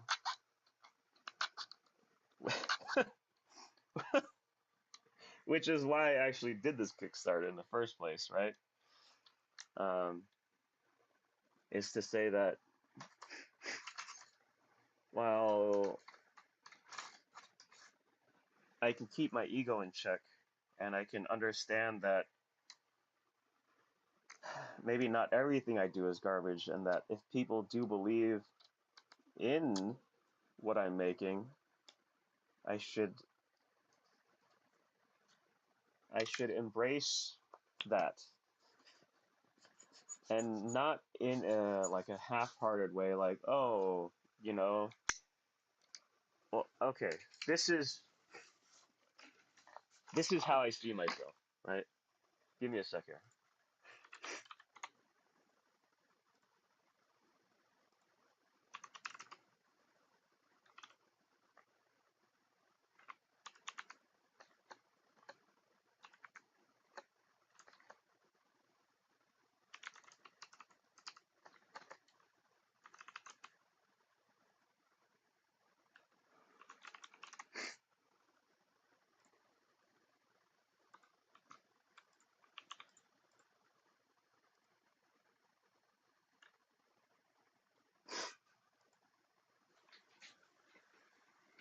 Hey, Rich, I'm sorry I missed the comment.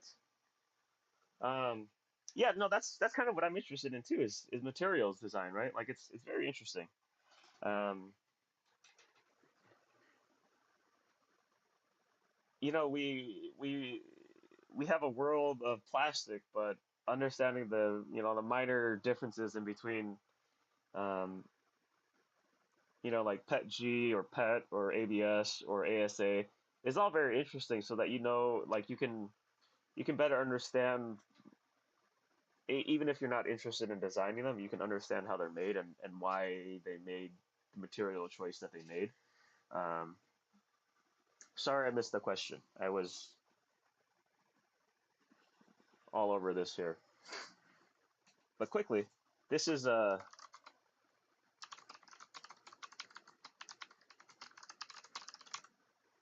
This is how I feel when making things. Right. This is what I feel. This is how I feel the world is. Right. I feel like the world is just humoring me. Right. I think that people are just humoring me. Like, you're doing good, bud. You're doing good. Right. But in actuality, I'm like I'm out of my mind. Right. Like, I'm actually subpar in terms of making things. Um,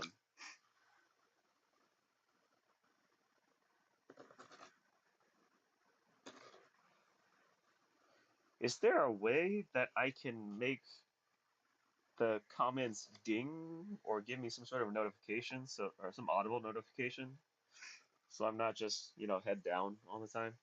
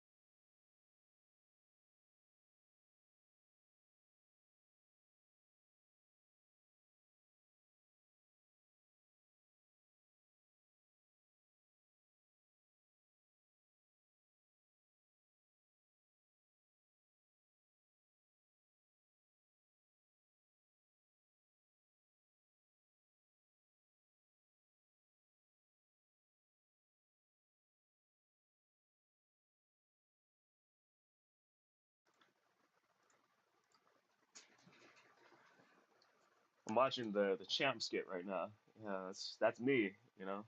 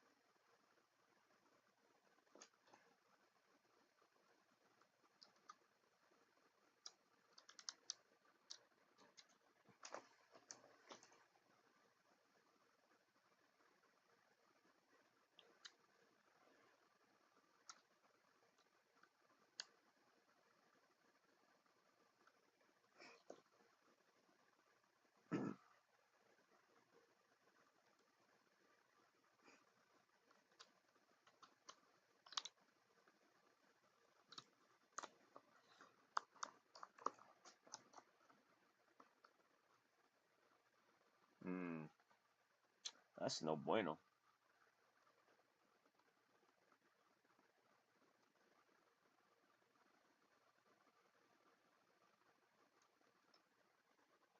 Yeah, that's what I'm talking about. You can see,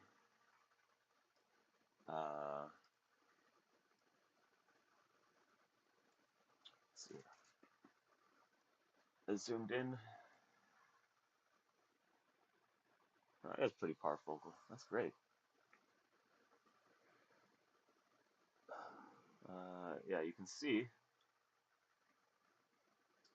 that the iris or the apertures aren't completely the same there. And it's because this top one, or this top blade, or leaf, whatever you want to call it, is too small, and it's giving it room to move within the track. So let's get that out.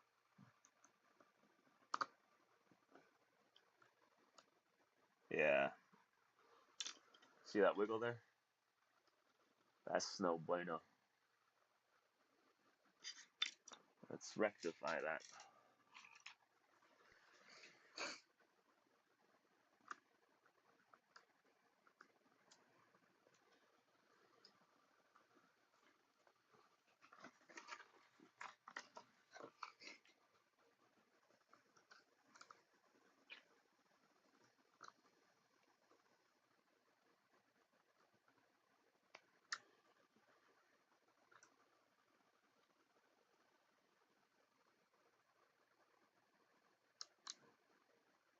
That's better. That's a much better fit. Still smooth, but well confined within that within the sides of the track here. Let's do another test.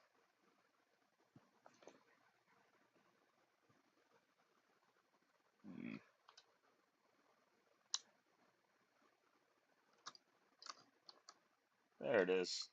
Splano. Splano. Yeah, there we go. You can see how they're roughly the same size, as close as I can get. Um,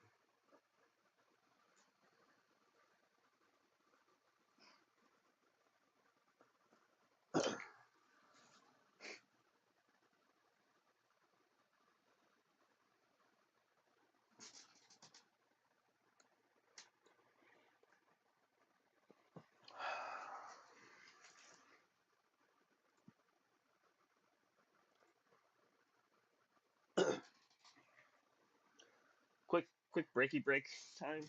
I want to share with you guys something that I've been working on. Something that I actually need to finish, but there's no battery here. This is my Sigma DP1, and I love the quality of video that it has because it's such a terrible, terrible quality. Right, it's very like early 2000s. I think it's 320 by 280. I don't know what I don't know what resolution that would be, but that's definitely not standard or high def.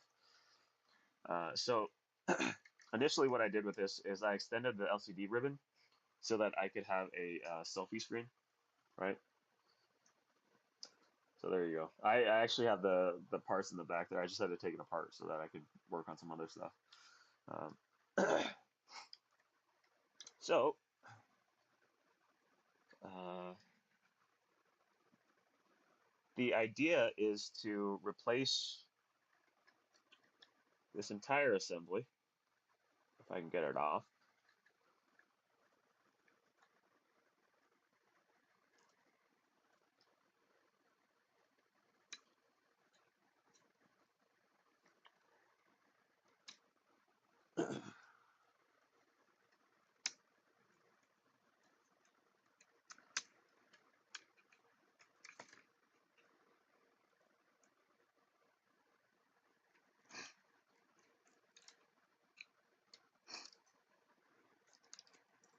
Oh, I have to take that off. Well, whatever. Uh, so the idea uh, is to remove this housing and then replace it with either a Micro Four Thirds or Sony E mount, and then to remove the hot mirror there. Right, you can see the hot mirror there. Uh, and then permanently shoot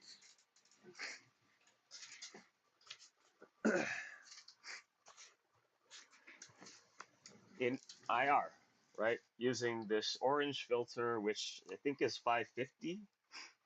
And what that will do, what what ideally what will happen is that I can grade the footage to make it look like aerochrome. Specifically, to make it look like the Hidden Wars documentary, right? I think it's the Hidden Wars or the Hidden Soldiers or whatever that is, right? The recent like 2009, 2012 documentary about the war in. Let me look it up so I don't look stupid.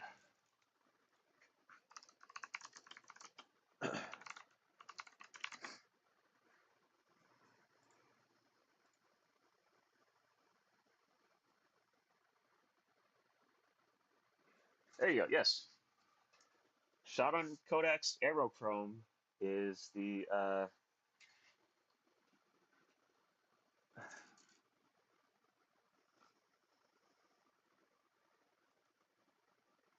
conflict in the Congolese that they're fighting. Yeah, it's the I think the civil war in the Congo that was going on. Um, that's what I'm trying to emulate with that, but with really just terrible overall video quality. Uh, for all my shot out there blog stuff.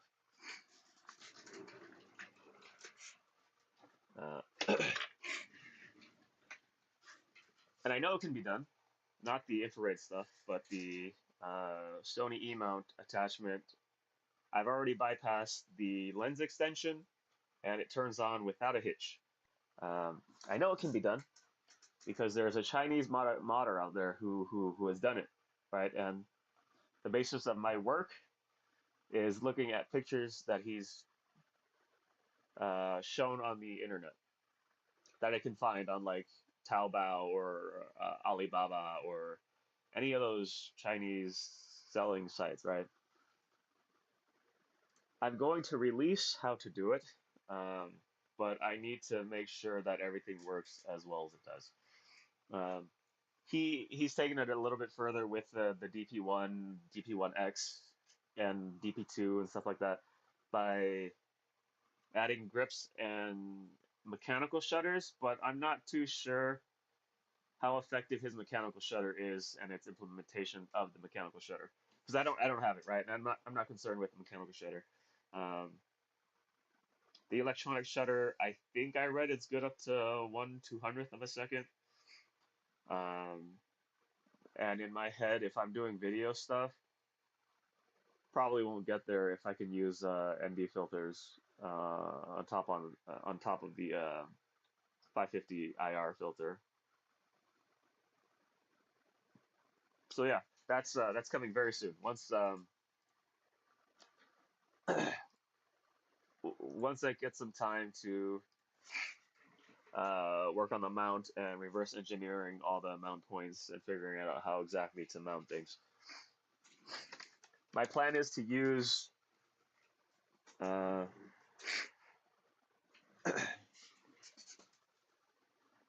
it's not down here. My plan is to use the Rokinon 12 millimeter f2.5 for APS-C, or for micro four thirds, whatever you want to call it. Either that, or I really want to take apart this 14 millimeter from Panasonic, the f2.5, and just rehouse it so that I can use it on that. Because this 24 millimeter on the Sigma DP1 with a crop factor of 1.7 gives me about 24 millimeters, equivalent full frame focal length.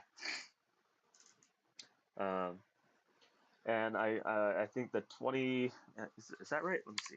Calc.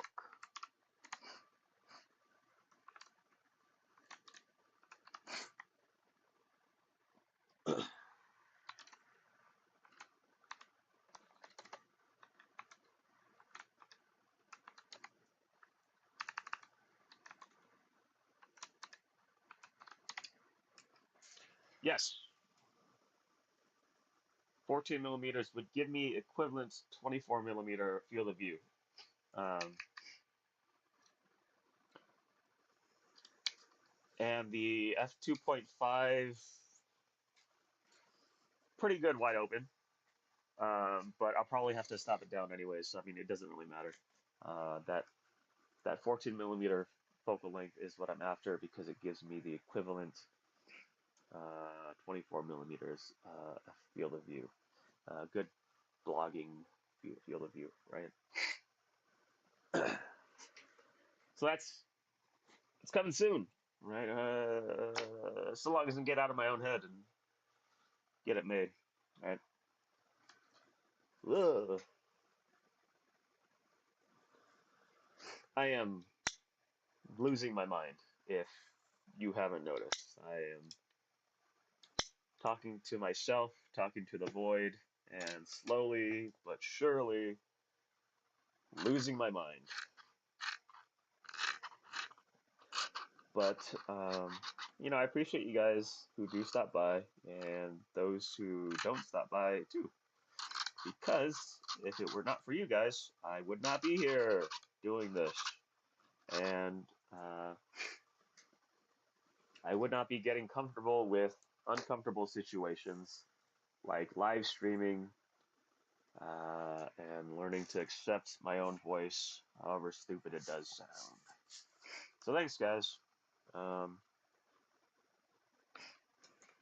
I don't think I say it enough, and I don't think um, you guys realize how much it does help. Um, in a bad headspace earlier this week, last week, and continuing into this week, but just getting onto the live stream and talking nonsense and making this stuff kind of bringing me back down to earth.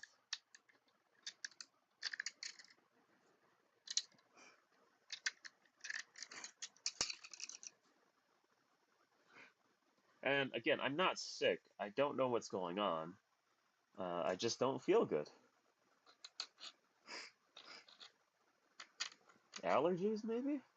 Maybe allergies. I don't know what allergies would be in the fall.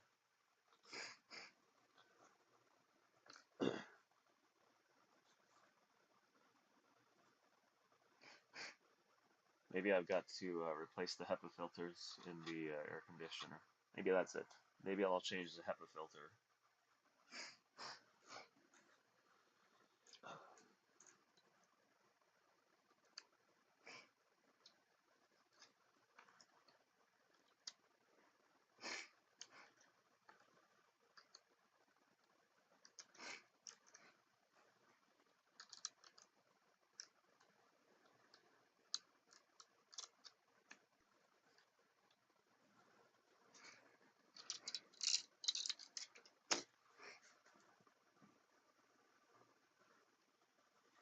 No, but back to that safety stuff.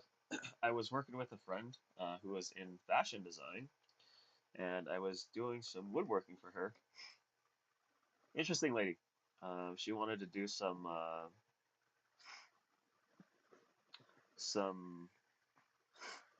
guess the concept was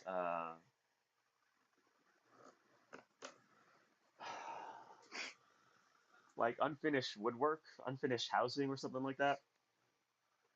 Um, but I,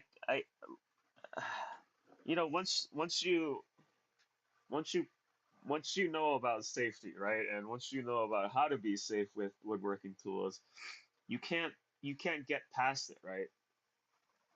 You can't rush a woodworking job because somebody wants you to go faster, or that because you want to go faster, right?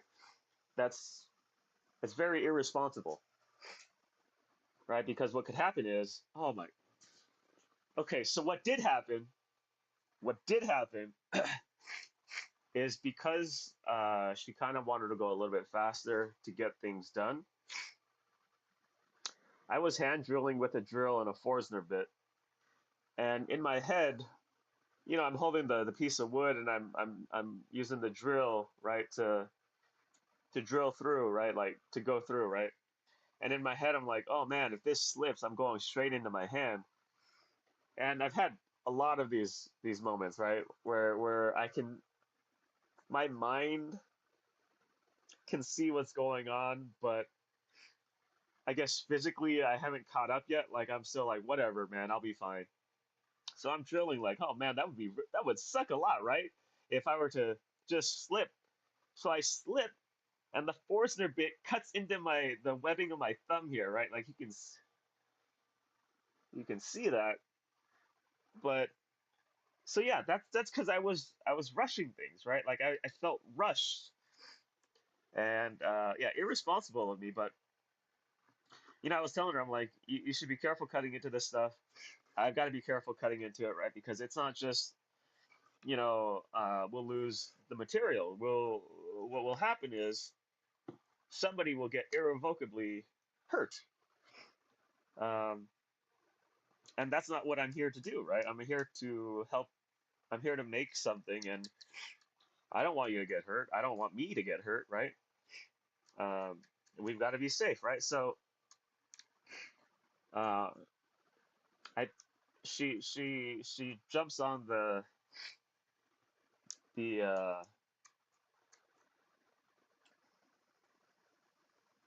miter saw, and she starts cutting, and she cuts into a knot, which uh, kind of makes the miter saw kind of go, kind of hiccup, and nothing bad happens, right? But you could tell after that she understood what I was trying to say, and it's like I can only say so much, and I can teach you as much as I can, and I can show you the proper way of using things, but without respect for the tools and without respect for the material, uh, you find yourself in sticky situations like that because it's a situation that doesn't have to happen if there's a thorough respect for materials and tools.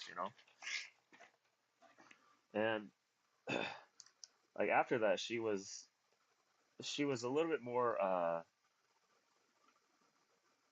receptive to taking it slow, right? Because again, I can't rush these things, and I told her, we shouldn't be rushing things because if we do, something's going to happen. Um, so yeah, I got a couple of stitches because somebody wanted me to go a little bit faster.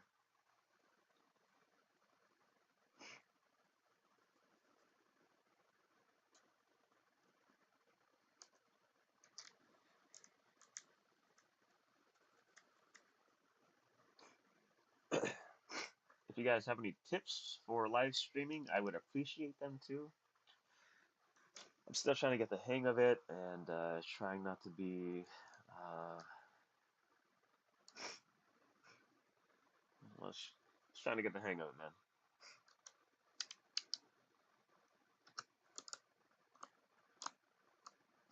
Bueno. There we go. It's perfect.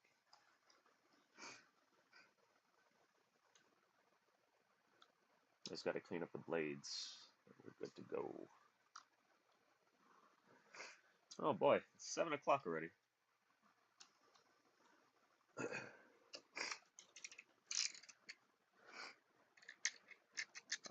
So back to woodworking, because apparently that's all I want to talk about today. If there's one wood that I hate the most, it's probably maple or rock maple. That thing it's so hard to cut, right? Unless you have. So even with my half power or half horsepower Craftsman table saw. It was chugging when I would cut through rock maple, and it I, I think it's very dense and very tough. Which I mean, great, right? Don't get me wrong. It's a great wood. It's just it's a pain to machine, right, or to mill down to something workable. Um, I was gonna make a chess set, right? Like I was gonna learn how to carve with hand tools, and I mistakenly chose rock maple. I gave up after like 10 minutes of trying to cut into this or try to carve this wood, right? Ideally, I would have gone with like a balsa just to start practicing, and then moved into something else. But oh man, the trying to carve into rock maple is like a lesson in futility, man. That thing is super dense, super hard to cut through. Unless like you've got super sharp tools, there's no easier way to get around it, man. My favorite wood to work with was probably Paduke. Paduke has this really nice red orange look or color to it, and when you a freshly machined piece of uh, Paduke smells like chocolate. It smells great. It's fragrant. It smells wonderful. Um, so yeah, Paduke and probably African mahogany. Uh, some of the easiest woods to work with.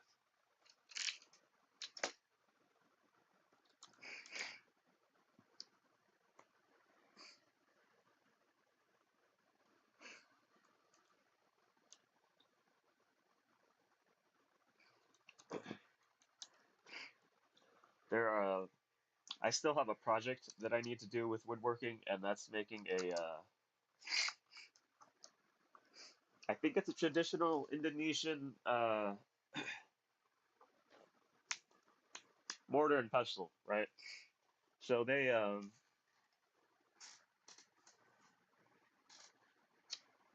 let me draw it.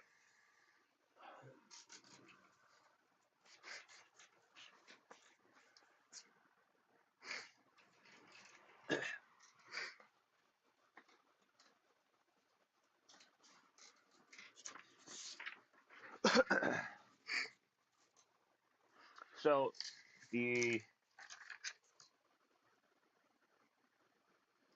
Indonesian mortar and pestle differs slightly from Western and I guess even other Asian country mortar and pestles. Right, your traditional mortar and pestle is like like that, right?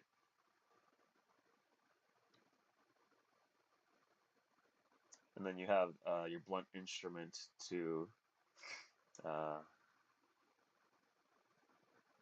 to crush whatever's in there.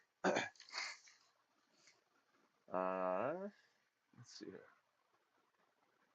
The way that the Indonesian mortar and pestle,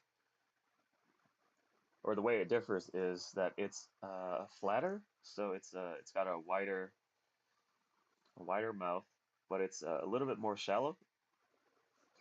So it's more of a plate versus a bowl, right? But it's like a shallow bowl, right?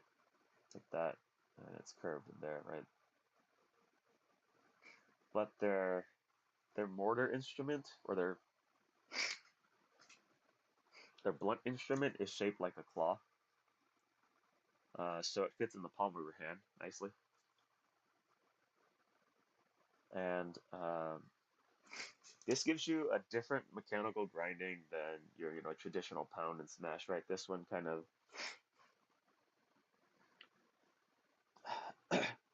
I think there's something, or at least to me, the Southeast Asian mortar and pestle that I'm used to is smash, smash, smash, right? Smash, smash, smash, smash, smash, smash. There's no grinding with the way that it's made, right? Even with Western pestles, um, there's not a lot of grinding you can do. It's smooth marble or granite or something smooth, right? Um, I believe, from what I can remember from my time there, is that the surfaces that are grinding and that are being used to grind are end grain, um, and it's, I think, teak, which is kind of porous but still pretty closed, but it gives it enough grit to where you can grind between the mortar and the pestle. So you get a different characteristic uh, in that smashing of ingredients, right? And what I'm really looking to do is I'm looking to make more authentic sambal. And I know like that's so general, right? There's different types, but the one I'm mainly after is the one that they use, the one that I've had with I am Bakar. Um, it is like perfectly delicious with a little bit of kick. Um, and I think while the blender is fine, I think I would I'd want to get something like the traditional mortar and pestle to more accurately uh, make that mix of spices initially for the marinade and the basting, but also for the sambal. Um, yeah, yeah. Last woodworking thing that I need to do.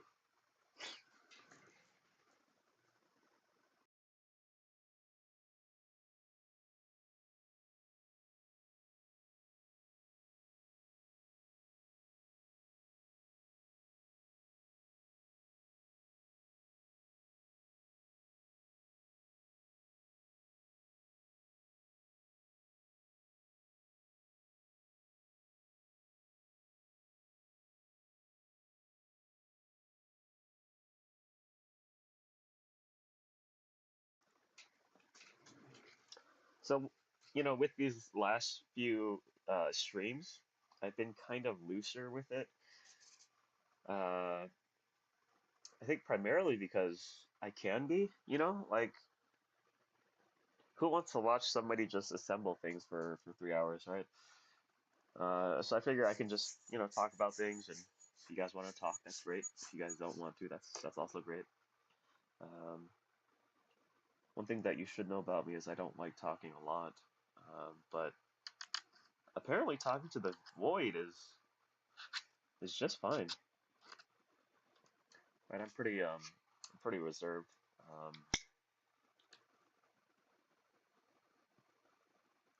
when it comes to talking or meeting people or even in social media, like I'm deathly afraid of social media. I just kind of have to have it because it's one of those things that apparently is tied to society now,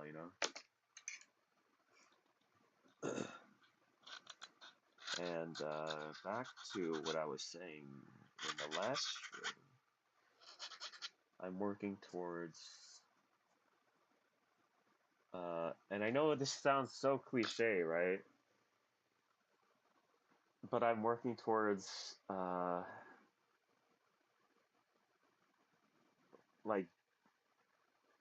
like van life, but in the Jeep, you know? So I mean, that's what I'm working towards. That's what I feel more like comfortable with. Um, and part of, this Kickstarter and part of this making stuff is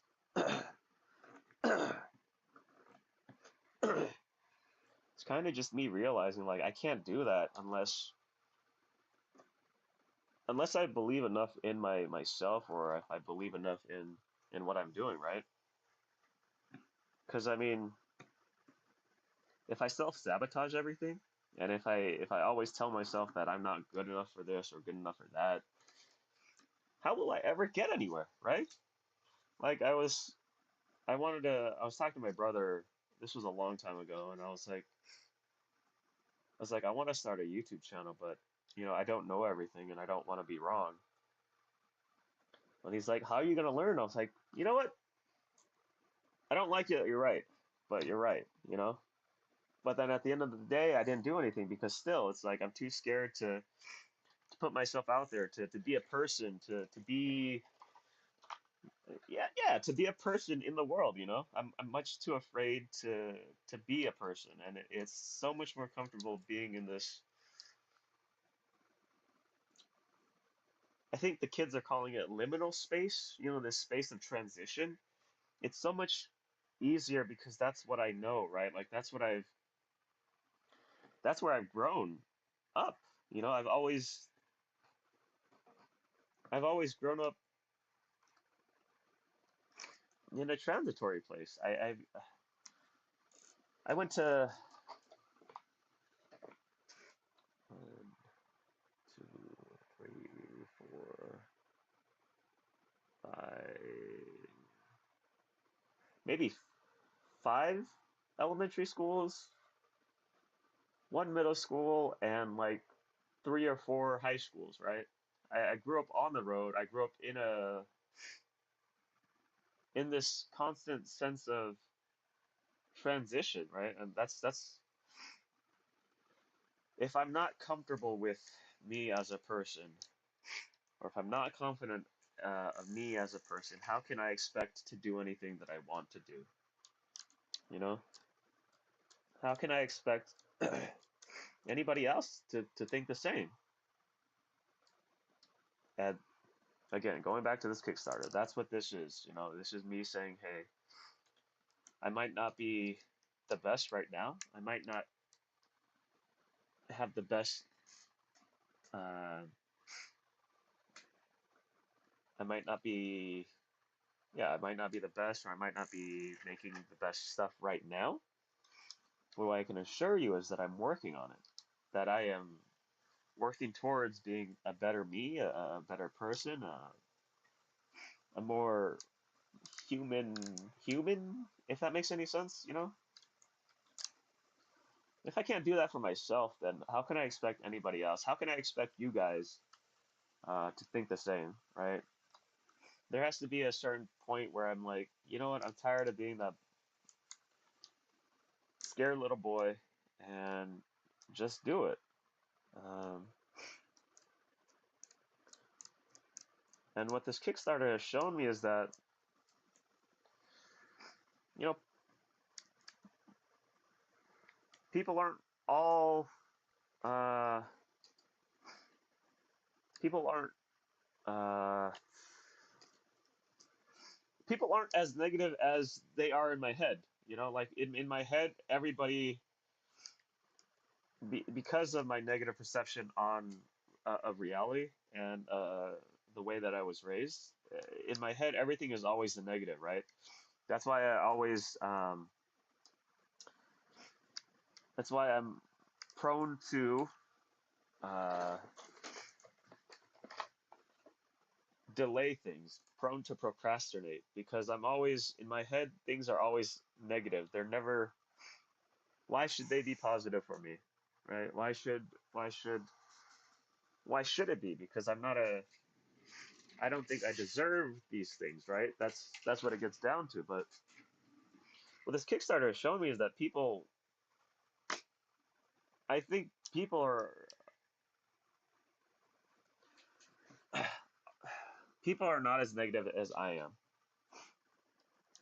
And if I do want to do stuff, I can, so long as I'm committed to make sure that the things that I want to do, I do, right? Oh, perfect.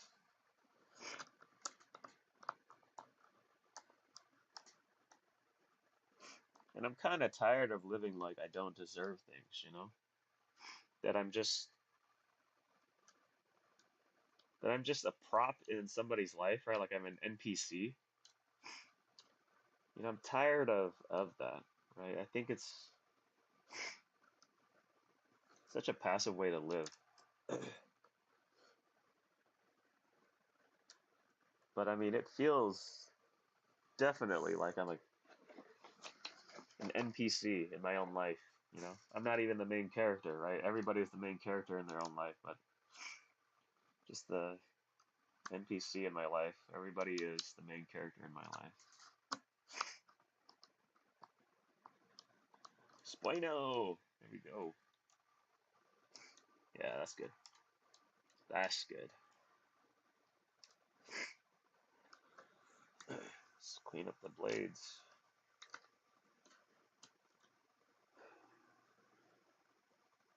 And furthermore, that's why I like the 3D printing, right? Like I can be on the road and I can still design things and I can still print things, right? I don't need to be tied down to a garage or a workshop to hold all my woodworking tools, right? I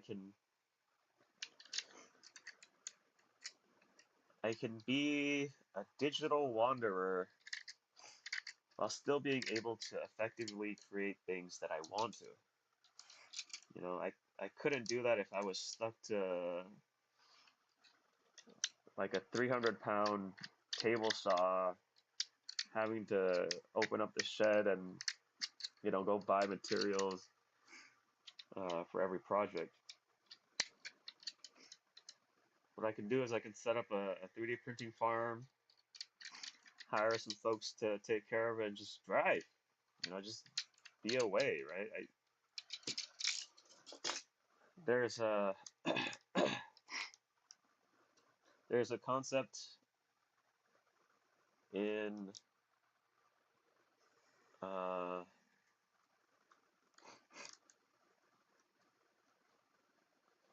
in both the East and the West of the hermit, the old man who retreats into the wilderness after he's lived his life. It's kind of where I want to be. I think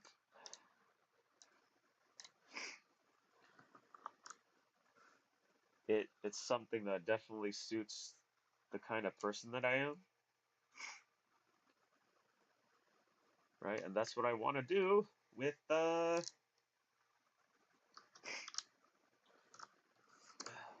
this Jeep thing. That's I don't want to do it because that's what's in the zeitgeist and that's what's uh, popular. I want to do it simply because it fits the kind of person that I am. It's that hermit lifestyle where you kind of disappear, right? That's my end goal, is really just to uh, live a life where I'm not remembered. Just like how I was born. Nobody remembers me.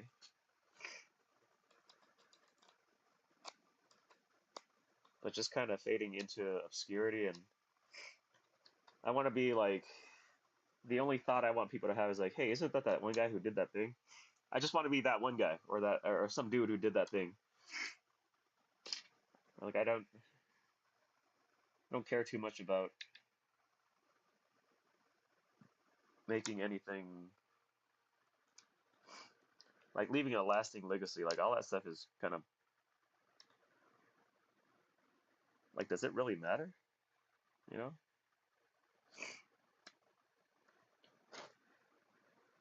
I was talking to a buddy of mine, of which I probably should give a call one of these days. Um, and he's a great artist, right? He's a great painter, great illustrator, right? Everything I wish I could be, but uh, I'm not, and he is, right? We are talking about this type of legacy thing, or this type of being remembered, and I told him that I don't want to be remembered. And while my main tenet in life is to, treat others the way you want to be treated, um, because I think we all understand that life is pretty shitty. and that we didn't have a part in being part of it. Right? We should treat people as kindly as possible. Um, I told him that I'd rather be kind so people forget me. Right? I don't remember where I heard it from, but uh, or where I took it from. Right? But I've always heard that people don't remember kindness. People remember um, the asshole. Right? Part of my master plan of being forgotten. You know, and fading into obscurity. Uh, is to just be kind. You know, as stupid as that sounds.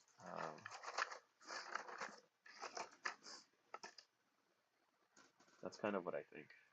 Uh, it's kind of faded into obscurity. People have a pleasant memory of this guy who did this thing once.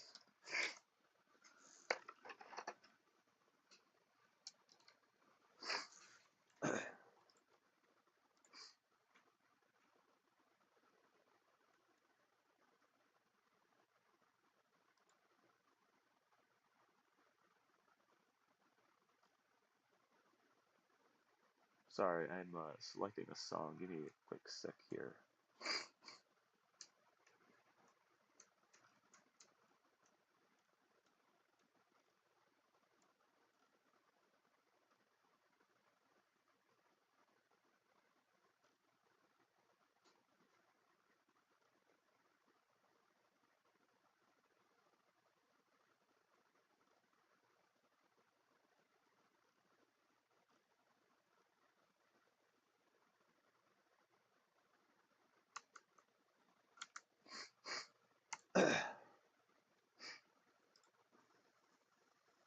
All right, so um, yeah, slowly be forgotten. Just be that guy who does that thing or did that thing. What's his name? Greg? Gary? You don't even remember my name.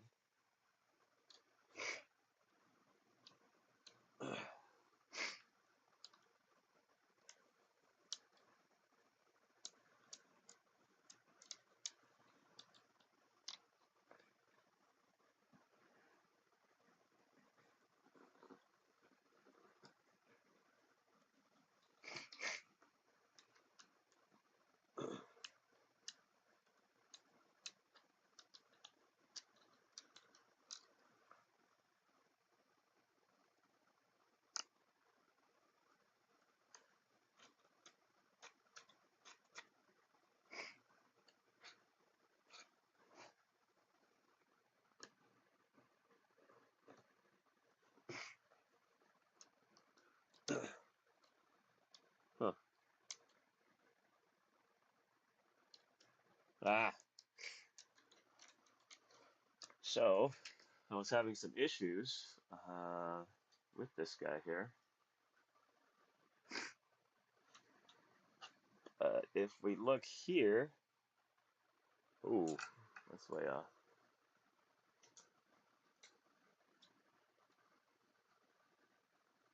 If we look here, there's a little zit that's causing it to catch there.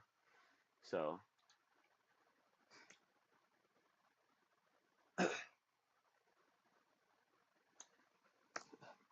so the track I'm listening to right now is actually Comedy Bang Bang.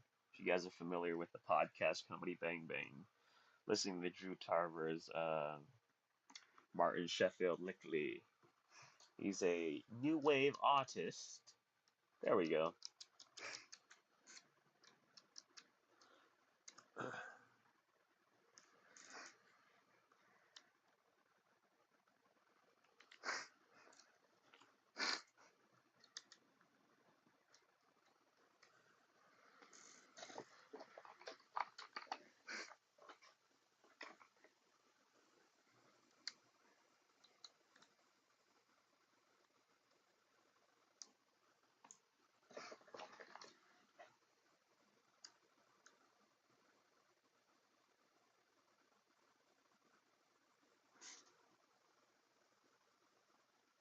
That might be a problem, but I think it'll be okay.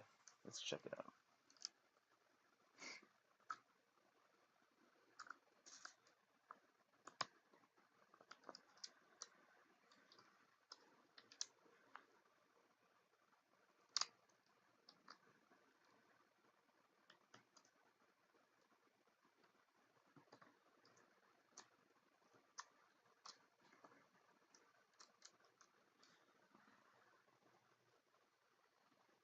Roar.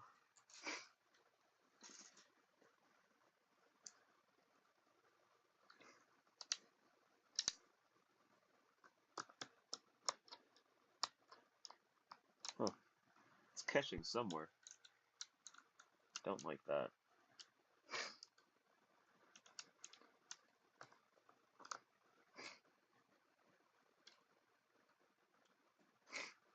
Oh, that's probably what happened.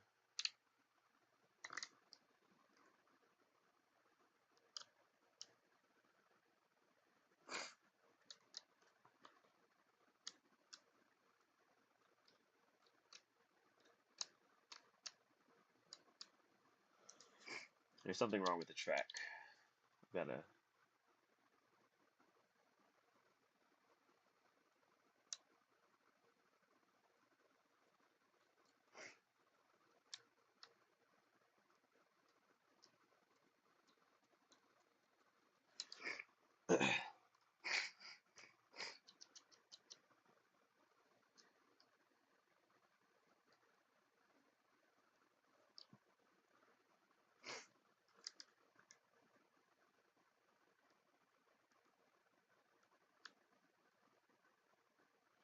Oh, that's probably what it was. Yeah.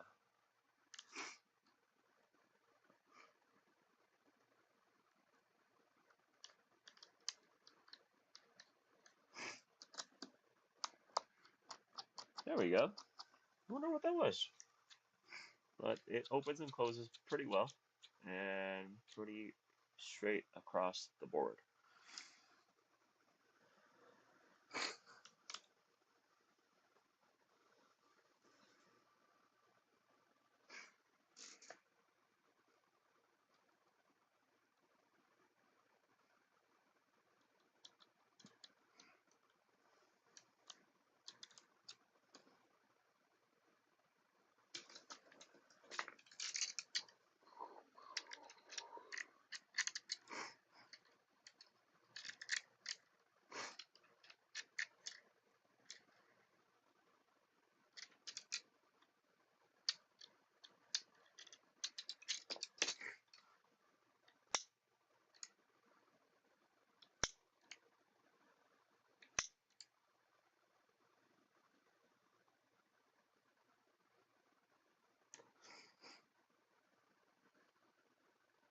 Man, I mean, if you guys have listened to Drew Tarver, I think he needs to release like a comedy album, comedy music album. Memphis, Kansas Breeze, and Martin Sheffield Lickley, great stuff. I was joking with my friend that I'm into cassettes kind of, and I was telling him I was gonna get him a series of pod cassettes, right? Uh, and I was gonna record some podcasts, put them on a cassette, and then have him, do like, how back in the 90s you could mail order songs and you could just say like I want this and that and the other thing. That's kind of what I was gonna do as a joke. Um, but I want to do a cassette, right, of Memphis, Kansas Breeze or Martin Sheffield Lickley. I think it would work fantastically um, as a joke podcast song. Ooh.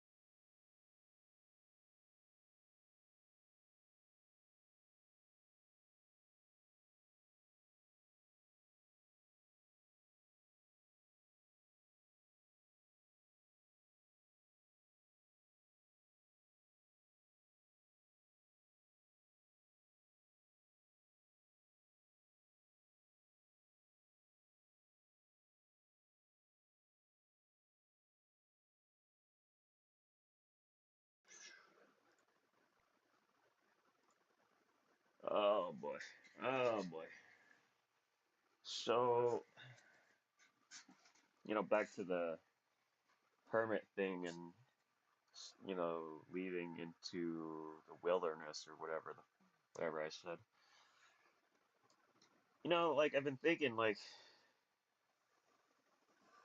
that's a bad one. We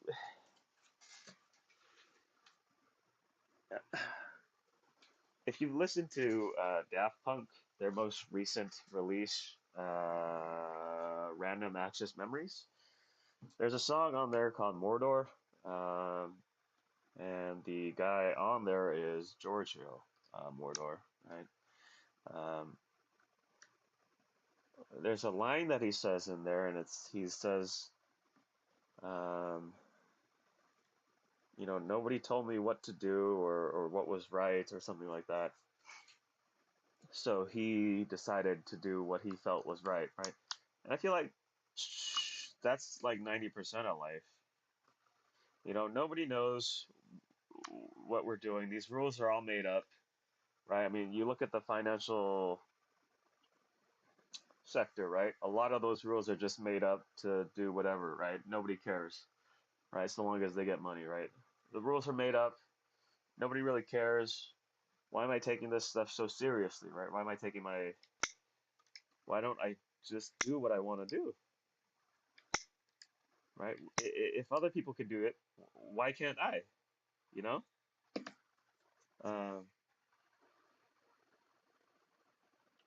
yeah, it just doesn't make sense. As I get older, like a lot of this stuff just does not make any sense.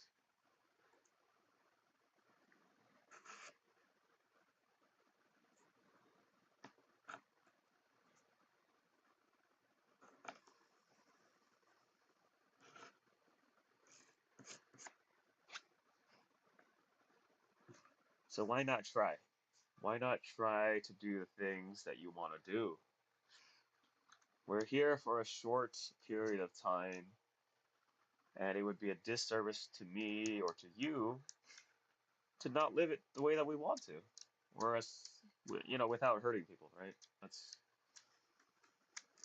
not a hedonistic life, but just a life that takes pleasure in small daily things, right? Like, why can't we just live that way? As Camus says, right? If I had to choose between suicide and coffee, I'm gonna choose the cup of coffee, right? Because suicide is not the answer. It may be for a nihilist, but for an absurdist, the absurdity of life. I think it's the joy in the absurdity of life, right? Like we don't have to conform to what people tell us to. We can make our own. We can live our own.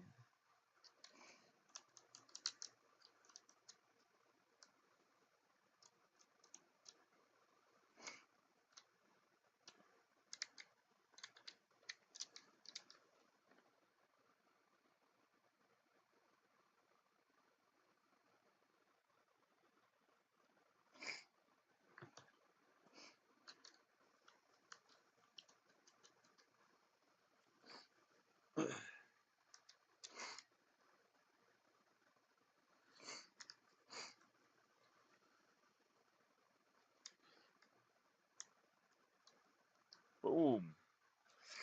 Boom goes the dynamite.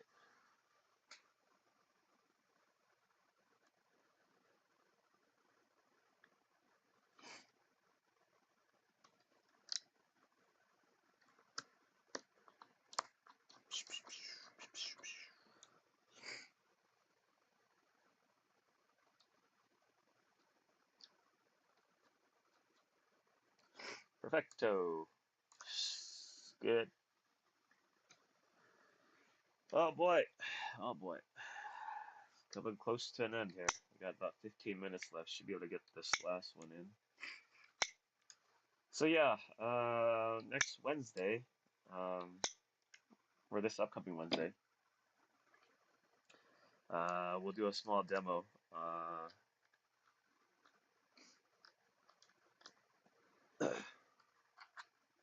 On lens design, we'll talk a little bit about material selection. Um, and then on Friday, I'll try to do a little FreeCAD walkthrough. Admittedly, though, I'm not the best at it, so uh, I'll, there are definite tricks into making something too, that I'll try to share, which is kind of how I started when I made my first 360 pano lens mount. So I'll try to share those too.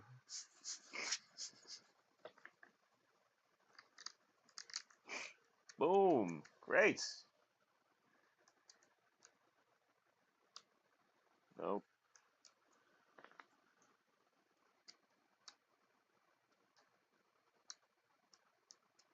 Yeah, that's good. It's good.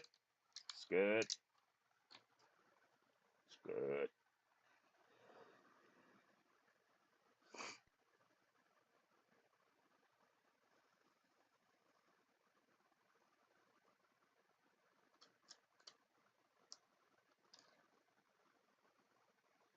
That's good. That's good. But this guy is not. The interior is kind of choppy. Just gonna clean that up.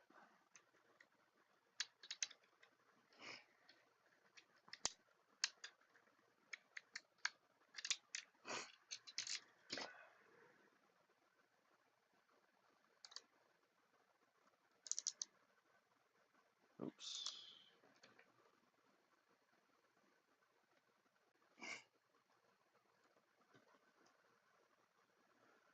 No, that was right.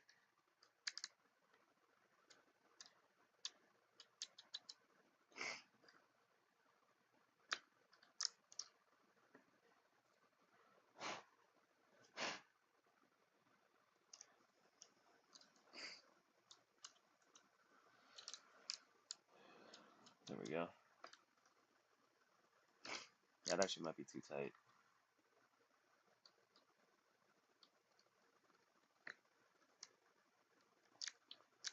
Yeah, that might be too tight.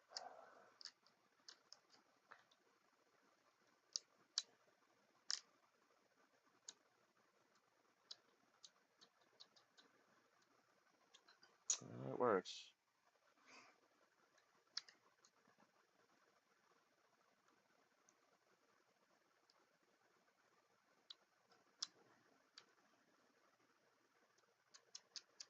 That's good too. And the key.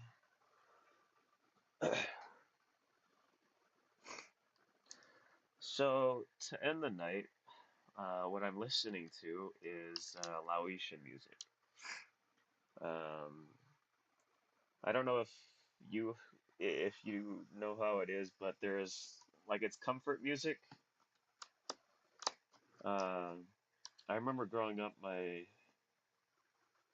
mom would always go to these. She'd always take us to these dance functions, right? They call it salavong or whatever. But that's what I'm listening to right now. And as I guess as cheesy as it sounds, something about it feels like home, you know. And if I were a musician, I would definitely pull uh, from Salavong and try to mix it in with contemporary music and American music. I don't know, maybe psychedelic rock, maybe like what Khruangbin's doing. But if you want to okay, and I totally get cultural differences, right? But if you want to find something, if you want to watch something super, I think it's pretty funny. Is There's this Lao rapper who is like really, I think he's just doing Salavong music with a limited understanding of what hip hop music is. Um, I don't know. I'll find it for the next one, but I thought it was pretty funny because not because of the cultural differences, but because the misunderstanding of what hip hop music or what rap is. Um, and not understanding fully what it means and how to represent it, I think is kind of detrimental to that genre in itself. But that's for another time. Oh boy, oh boy.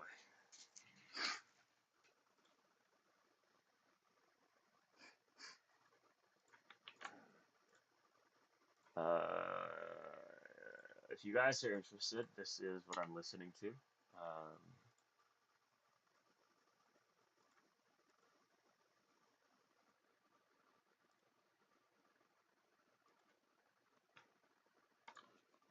just play through it. You'll find something you like.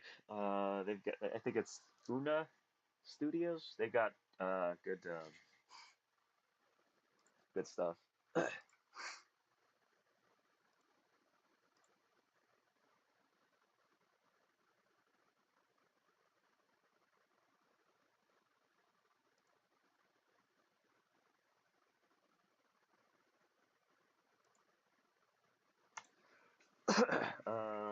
So yeah, I think that's it for today. Like I said, Wednesday we'll do a quick Shaper 3D demo. Um, I'll see if I can't hook up the iPad to OBS and stream it from there instead of having the overhead cam. Just streaming it. Um, we'll do a quick demo there. I'll find something to adapt pretty relatively quickly, so that we can get on with it. I'll show you how I start with the designs and what goes on in my thinking to get to finished product. Um, yeah, so I appreciate you guys for stopping in. Again, apologies for missing Wednesday and Friday, uh, but we're back on track, and we should be getting it done because that's who I am, right? I get things done. I'm Clint Eastwood in Gran Torino. I get things done, or I fix things, or whatever he says, right? I never watched that movie. I refuse to watch another Clint Eastwood movie. Um, yeah. So yeah, I'll catch you guys next time. Appreciate you guys stopping by. I'm just cleaning up here. Sorry for the rambling. See you guys soon. Thanks for tuning in, stuff like that.